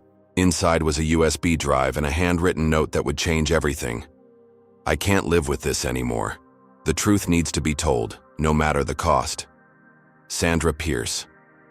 When Washington plugged in the drive, he found himself staring at what they had been seeking for months, the smoking gun that would blow the entire case wide open. The USB contained hundreds of internal emails, memos, and recorded conversations meticulously documented by Sandra Pierce, Vanessa Winters' executive assistant for the past 5 years. The evidence revealed an orchestrated campaign not just against the Morgans, but against dozens of minority passengers who had filed complaints over the years. Washington worked through the night, organizing the evidence and preparing an emergency filing to the court. By morning, he had compiled an irrefutable case showing that the airline had systematically covered up Vanessa's discriminatory behavior while retaliating against those who reported it. At 7 a.m., he called Amara's hospital room. "We've got them," he said simply. "Everything. And you won't believe who sent it." Sandra Pierce sat nervously in Washington's temporary office, her hands trembling as she sipped a cup of coffee. At 45, with 20 years in the airline industry, she had risked everything by turning whistleblower. "I should have done this years ago," she admitted, her voice quiet with shame. "But I was afraid. Vanessa has powerful friends, and people who cross her tend to lose their jobs. Or worse." "What changed?" Washington asked gently. "Your little girl," Sandra said, looking at Amara. "When I saw those videos, when I heard that Vanessa had endangered a child's health, I just couldn't be part of it anymore." The night she came back to the office celebrating how they were crushing that troublemaking family, something broke inside me. Sandra's evidence was devastating in its thoroughness. As Vanessa's assistant, she had access to emails, scheduling, and private conversations that revealed a pattern extending far beyond the Morgans. "Vanessa targets minorities, especially those with disabilities or special requests," Sandra explained. "She sees them as entitled and playing the victim card. But what you don't know is that she's protected because she's part of a larger problem at Delta. The documents revealed that several senior executives, including CEO Robert Kingsley, had been using the airline's resources to cover up not just Vanessa's behavior, but a systematic pattern of discrimination that, if exposed, would open the company to massive class action liability. They've settled dozens of cases quietly over the years, Sandra continued. Vanessa is just the most blatant offender. The company protects her because if she's held accountable, it could unravel the whole system. Most damning was a recorded conversation between Vanessa and Robert Kingsley discussing the Morgan case specifically. "These people need to be taught a lesson," Kingsley's voice said clearly on the recording. "Use whatever resources you need. We can't afford to have passengers thinking they can go viral every time they don't get exactly what they want." "I've already reached out to Bill at Space Camp," Vanessa replied. "And Conrad is handling the, paperwork to ensure her medical claims are questioned. How far do you want me to go with this?" "All the way," Kingsley answered. "Make an example of them. Nobody challenges this airline and wins." As they reviewed the evidence, another bombshell emerged. Flight data from the original Chicago to Atlanta flight confirmed Zara's earlier suspicions about unusual turbulence patterns. The pilot had deliberately created unnecessary turbulence at Vanessa's request to cut off conversations and force passengers back to their seats whenever confrontations arose. "That's not just discrimination," Washington said gravely. "That's endangering passenger safety. The FAA will have a field day with this." Sandra had one more revelation. Captain Jackson, who piloted the connecting flight to Huntsville, initially believed Vanessa's version of events. But after reviewing the passenger videos, he's been racked with guilt for his role. He's willing to testify that Vanessa explicitly told him over the intercom that Zara was faking a medical condition for attention. Washington's phone rang. Richard Schultz calling with news from his airline board contact. "The board just received an anonymous email with some of these same documents," Richard reported. "They've called an emergency meeting. Something big is happening." By afternoon, Washington had filed emergency motions with both the court and the FAA, using Sandra's evidence to request immediate action. Judge Harmon, suddenly facing potential ethics charges for her dinner with Vanessa, recused herself from the case.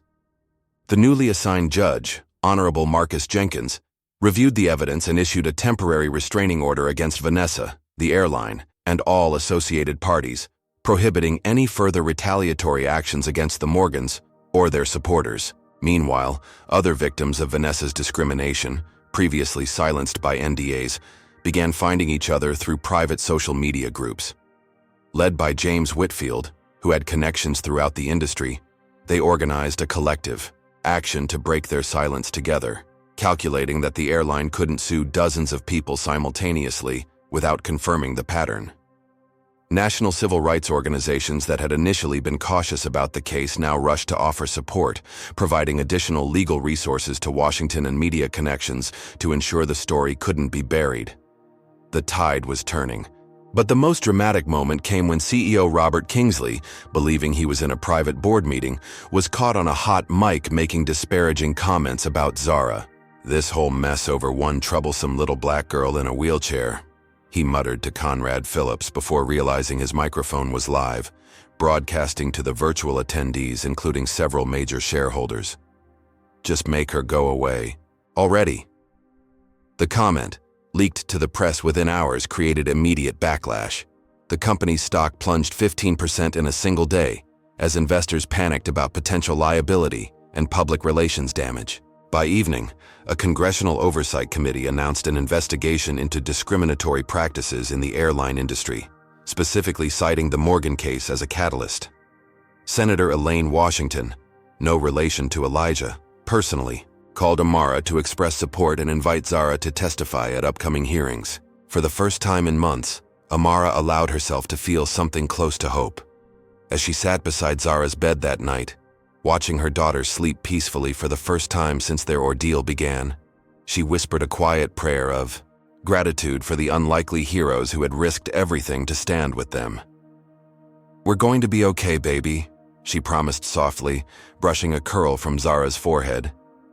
"The truth is finally coming out." Sandra Pierce's whistleblowing was just the beginning of a cascade of revelations that transformed the Morgan case from a personal battle into a national movement for accountability in the transportation industry. In the days following her disclosure, other airline employees came forward with their own stories and evidence. A baggage handler revealed that he had been specifically instructed to misroute the Morgans' luggage to Birmingham. A gate agent admitted that Vanessa had personally called to ensure their connecting flight departed before they could reach the gate, despite the standard protocol of holding flights for passengers delayed by the airline's own actions. Most surprisingly, Captain Marcus Jackson, who had initially sided with Vanessa during the medical emergency on the Huntsville flight, came forward with a series of recordings. Like many pilots, he routinely recorded all communications during flights as a safety measure. The recordings captured Vanessa explicitly referring to Zara and Amara with racial slurs and stating that she was teaching them their place by denying assistance. "I was complicit through my silence," Jackson admitted in his statement. "When I saw that child in distress and did nothing to override Ms. Winter's obstruction of medical care, I failed as a captain and as a human being. I cannot remain silent any longer." The recordings were particularly damning because they contradicted statements Vanessa had made under oath during depositions, opening her to perjury charges in addition to the civil claims. Washington worked tirelessly to coordinate the growing number of witnesses and evidence, building not just a discrimination case, but a comprehensive RICO claim alleging that the airline had engaged in a pattern of racketeering activity by using mail and wire fraud to cover up civil rights violations. "This isn't just about one flight attendant or one incident anymore," he explained to Amara. "This is about a corporate culture that systematically violated federal law while retaliating against victims. The penalties for that are exponentially higher." The airline's board of directors, facing shareholder revolts and potential personal liability, called an emergency meeting that lasted through the night. By morning, they had reached a decision that sent shockwaves through the industry. CEO Robert Kingsley was asked to resign, effective immediately. In his place, they appointed Dr. Elaine Chao, a respected former transportation secretary with a strong record on civil rights enforcement. Her first official act was to fire Vanessa Winters, Conrad Phillips, and the entire legal team that had orchestrated the campaign against the Morgans and other victims. Dr. Chao personally called Amara to apologize on behalf of the company. "What happened to you and your daughter was inexcusable," she said firmly. "I've been authorized by the board to make this right, not just with financial compensation, but with real systemic changes to ensure it never happens again." The airline announced a comprehensive settlement that included not just substantial financial compensation for the Morgans and other victims, but concrete institutional changes, mandatory anti-discrimination training for all staff, new accessibility protocols developed in consultation with disability rights organizations, and an independent oversight committee to monitor compliance. Most significantly, they established a $50 million fund for anti-discrimination initiatives and scholarships for minority youth interested in aviation careers. The first scholarship was named in honor of Zara Morgan, recognizing her courage and her contributions to aerospace engineering, despite extraordinary challenges. The effects rippled beyond the airline. William Foster was removed as Space Camp Director following an independent investigation that confirmed his role in the attempted sabotage of Zara's project. The new director, Dr. Maya Patel, the same instructor who had supported Zara during the competition, personally invited her to return as an honored guest instructor for the next session. For Amara, vindication brought practical relief as well. The hospital board chairman who had orchestrated her firing was himself forced to resign when his role in the retaliation was exposed. The new administration not only reinstated her with back pay, but offered her a promotion to supervisor of pediatric nursing, recognizing her unwavering advocacy for vulnerable patients. Their apartment building suddenly found no code violations requiring evacuation, though Amara and Zara chose not to return. With the settlement funds, they purchased a small house in a neighborhood closer to both the hospital and Zara's school, giving them a fresh start free from painful associations. The social services investigation was closed with a formal apology, the caseworker who had conducted it admitting that she had been pressured by superiors to find problems where none existed. "I almost compromised my professional ethics because of political pressure," she confessed. "I'll have to live with that shame, but I'm testifying about it to ensure it doesn't happen to anyone else." Throughout this transformative period, unexpected allies emerged from every corner. The Schultz family remained steadfast supporters, with Emma and Zara's friendship blossoming despite the distance between Chicago and Boston. Richard used his corporate connections to ensure the airline's promises were kept, while Caroline worked with Washington to design educational programs about discrimination for schools nationwide. James Whitfield, vindicated and now recognized as a civil rights hero, established a foundation providing legal support to transportation passengers experiencing discrimination. "For too long, we've allowed powerful corporations to silence victims through intimidation and legal maneuvering," he declared at the foundation's launch. "That ends today." Sandra Pierce, despite losing her job and facing social ostracism from former colleagues, found purpose in her new role as an expert consultant for civil rights organizations. "I spent years enabling discrimination by staying silent," she reflected. "Now I can spend the rest of my career fighting it by speaking up." Captain Jackson refused promotion offers from other airlines, choosing instead to become a whistleblower, advocate and ethics instructor for aviation training programs. "The real danger in our cockpits isn't mechanical failure," he often told his students. "It's moral failure, the failure to speak truth when lives and dignity are at stake."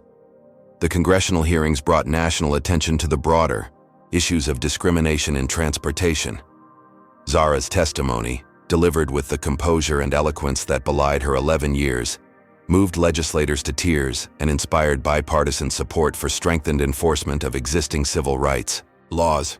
"I didn't want to be a symbol or an activist," Zara told the packed committee room. "I just wanted to go to space camp and become an aerospace engineer. But when discrimination tried to take that dream away from me, I learned that sometimes you have to fight for your right to simply exist in spaces where people like you haven't been welcome before." For Amara, watching her daughter address Congress with such maturity and insight was a moment of indescribable pride, tinged with sadness. Zara had lost something precious, the innocent belief that her intelligence and character would always matter more than her race or disability. But she had gained something powerful too, the knowledge that justice, while not guaranteed, was worth fighting for, and that courage could inspire others to find their own.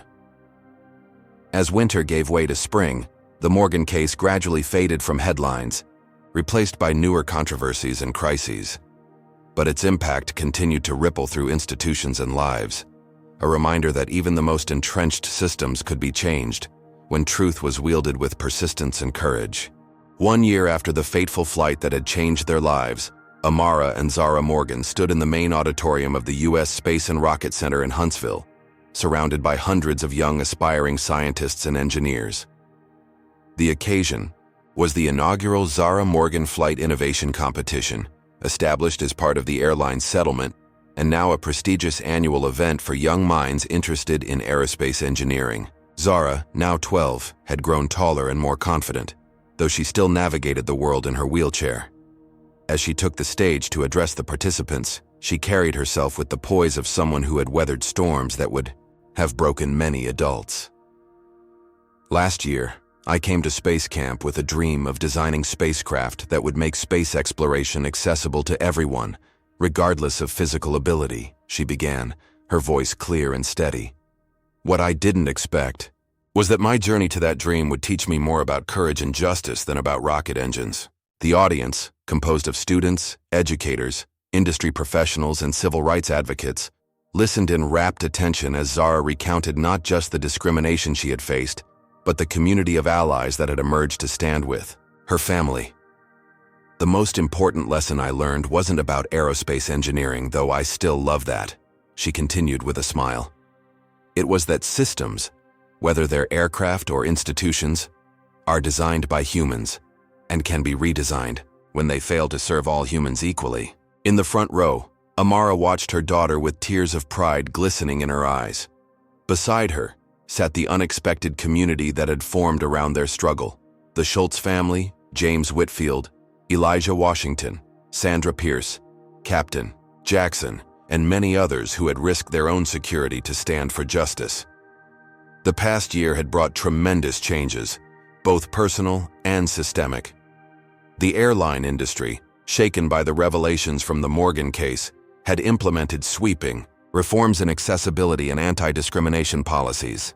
Delta, under Dr. Chow's leadership, had transformed from a cautionary tale into a model of corporate accountability. Its new training programs and oversight mechanisms setting standards that other companies were now being pressured to adopt.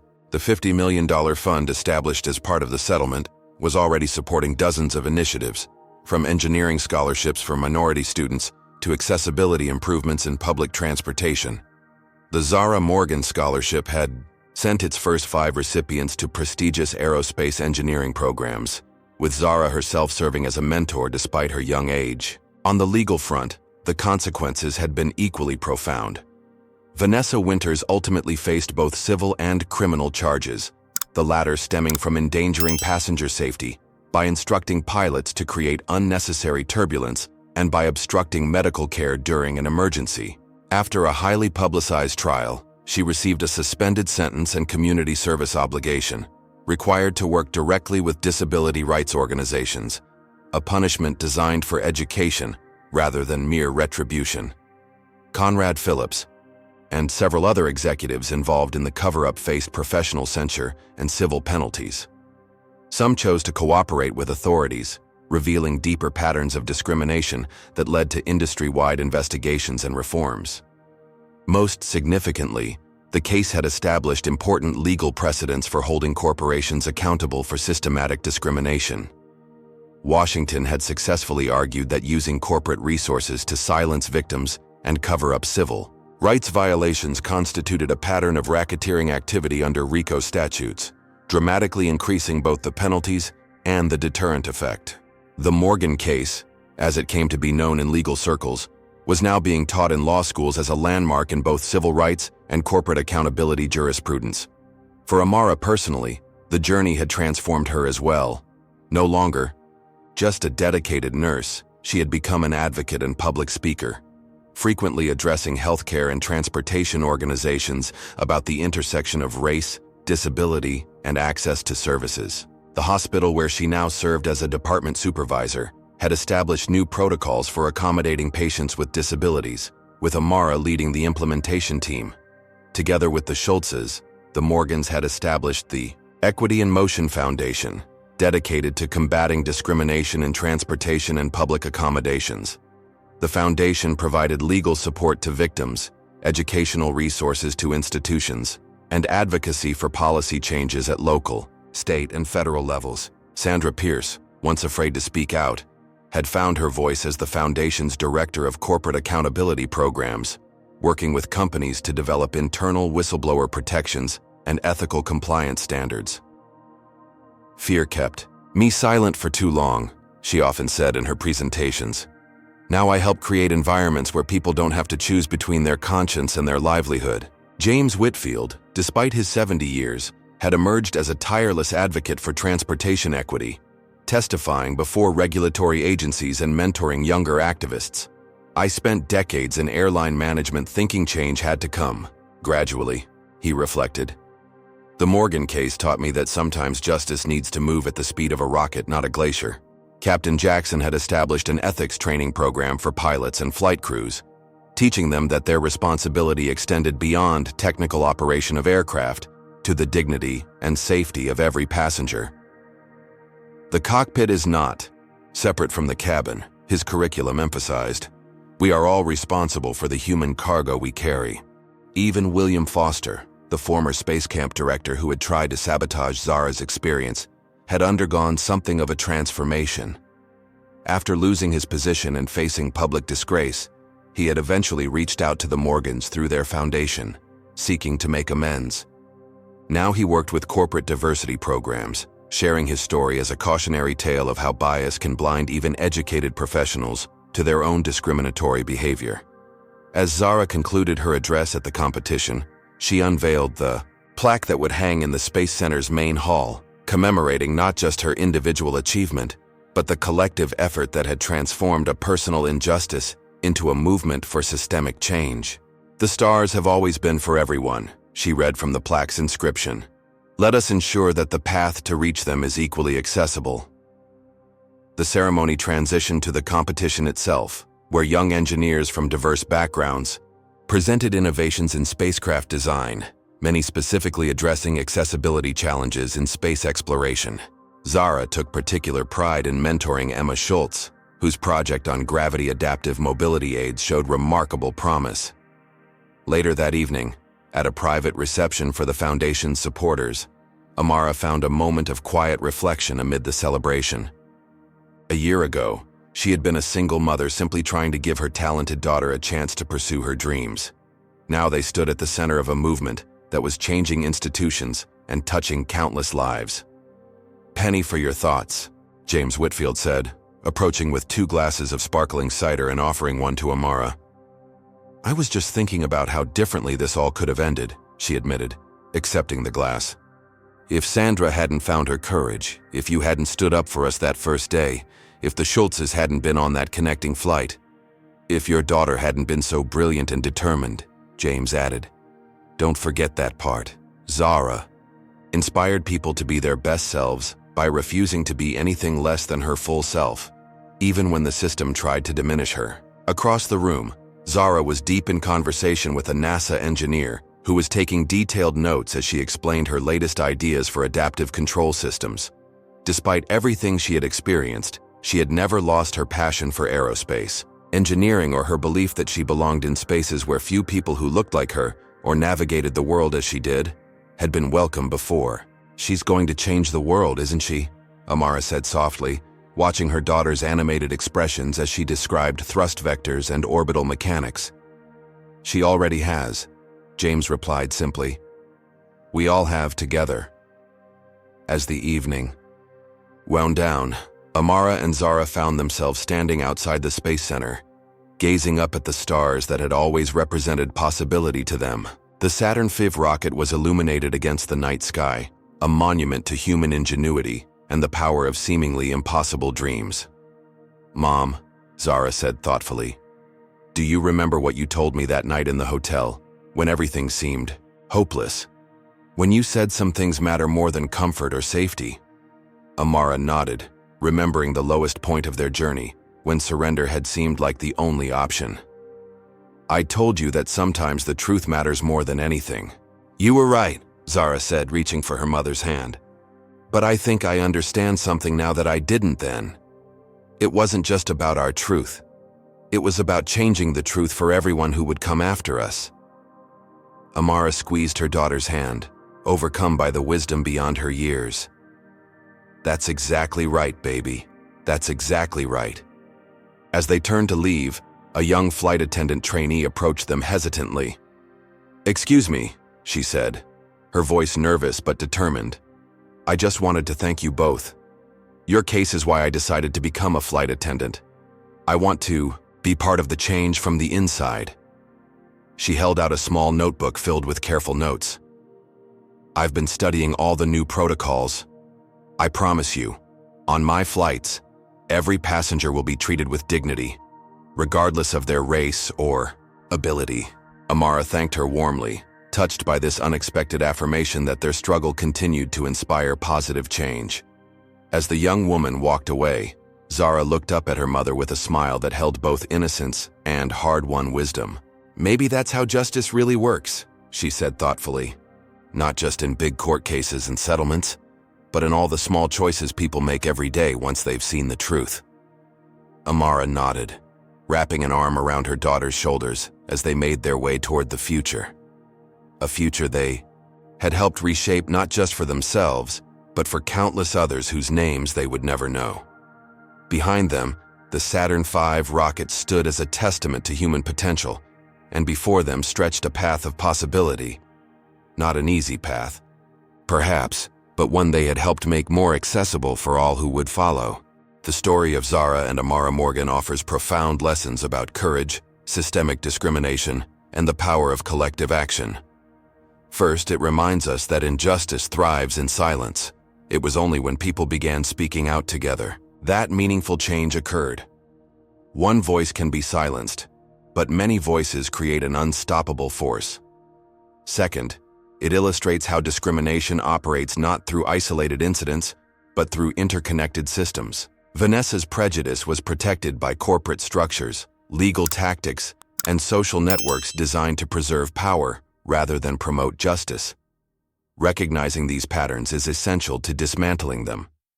Third, the story demonstrates that true allies don't just offer sympathy, they take concrete risks. The Schultzes used their privilege to shield the Morgans, Washington risked his career, and Sandra sacrificed her livelihood for the truth.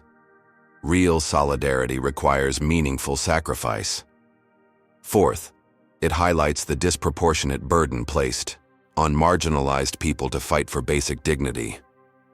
Zara and Amara did nothing wrong, yet they had to sacrifice their privacy, security, and peace to hold wrongdoers accountable, a burden that reflects broader societal inequities. Finally, and most powerfully, this story teaches us that systems can change when enough people refuse to accept injustice as inevitable. The airline's transformation from enabler of discrimination to champion of inclusion proves that no institution is beyond redemption when confronted with the moral clarity of those demanding better. These lessons remind us that justice isn't an abstract ideal, but a daily practice requiring vigilance, courage, and community. When we stand together against discrimination, we don't just help individual victims, we help build a world where such stories become increasingly rare. Has a story like Zara's ever moved you to take action against discrimination you've witnessed? Comment below with your experience standing up for what's right. If you believe in creating a world where children like Zara never have to face such treatment, hit that like button and subscribe to our channel for more powerful stories that challenge us to create change. Share this video with someone who needs to understand why speaking up matters. Your voice could inspire the next whistleblower or ally in someone else's fight for justice. Thank you for listening to Zara's journey with such compassion. May we all find the courage to be the Sandra Pierce or James Whitfield in someone else's story of injustice, because true change happens when ordinary people make the extraordinary decision to stand for what's right, regardless of the cost.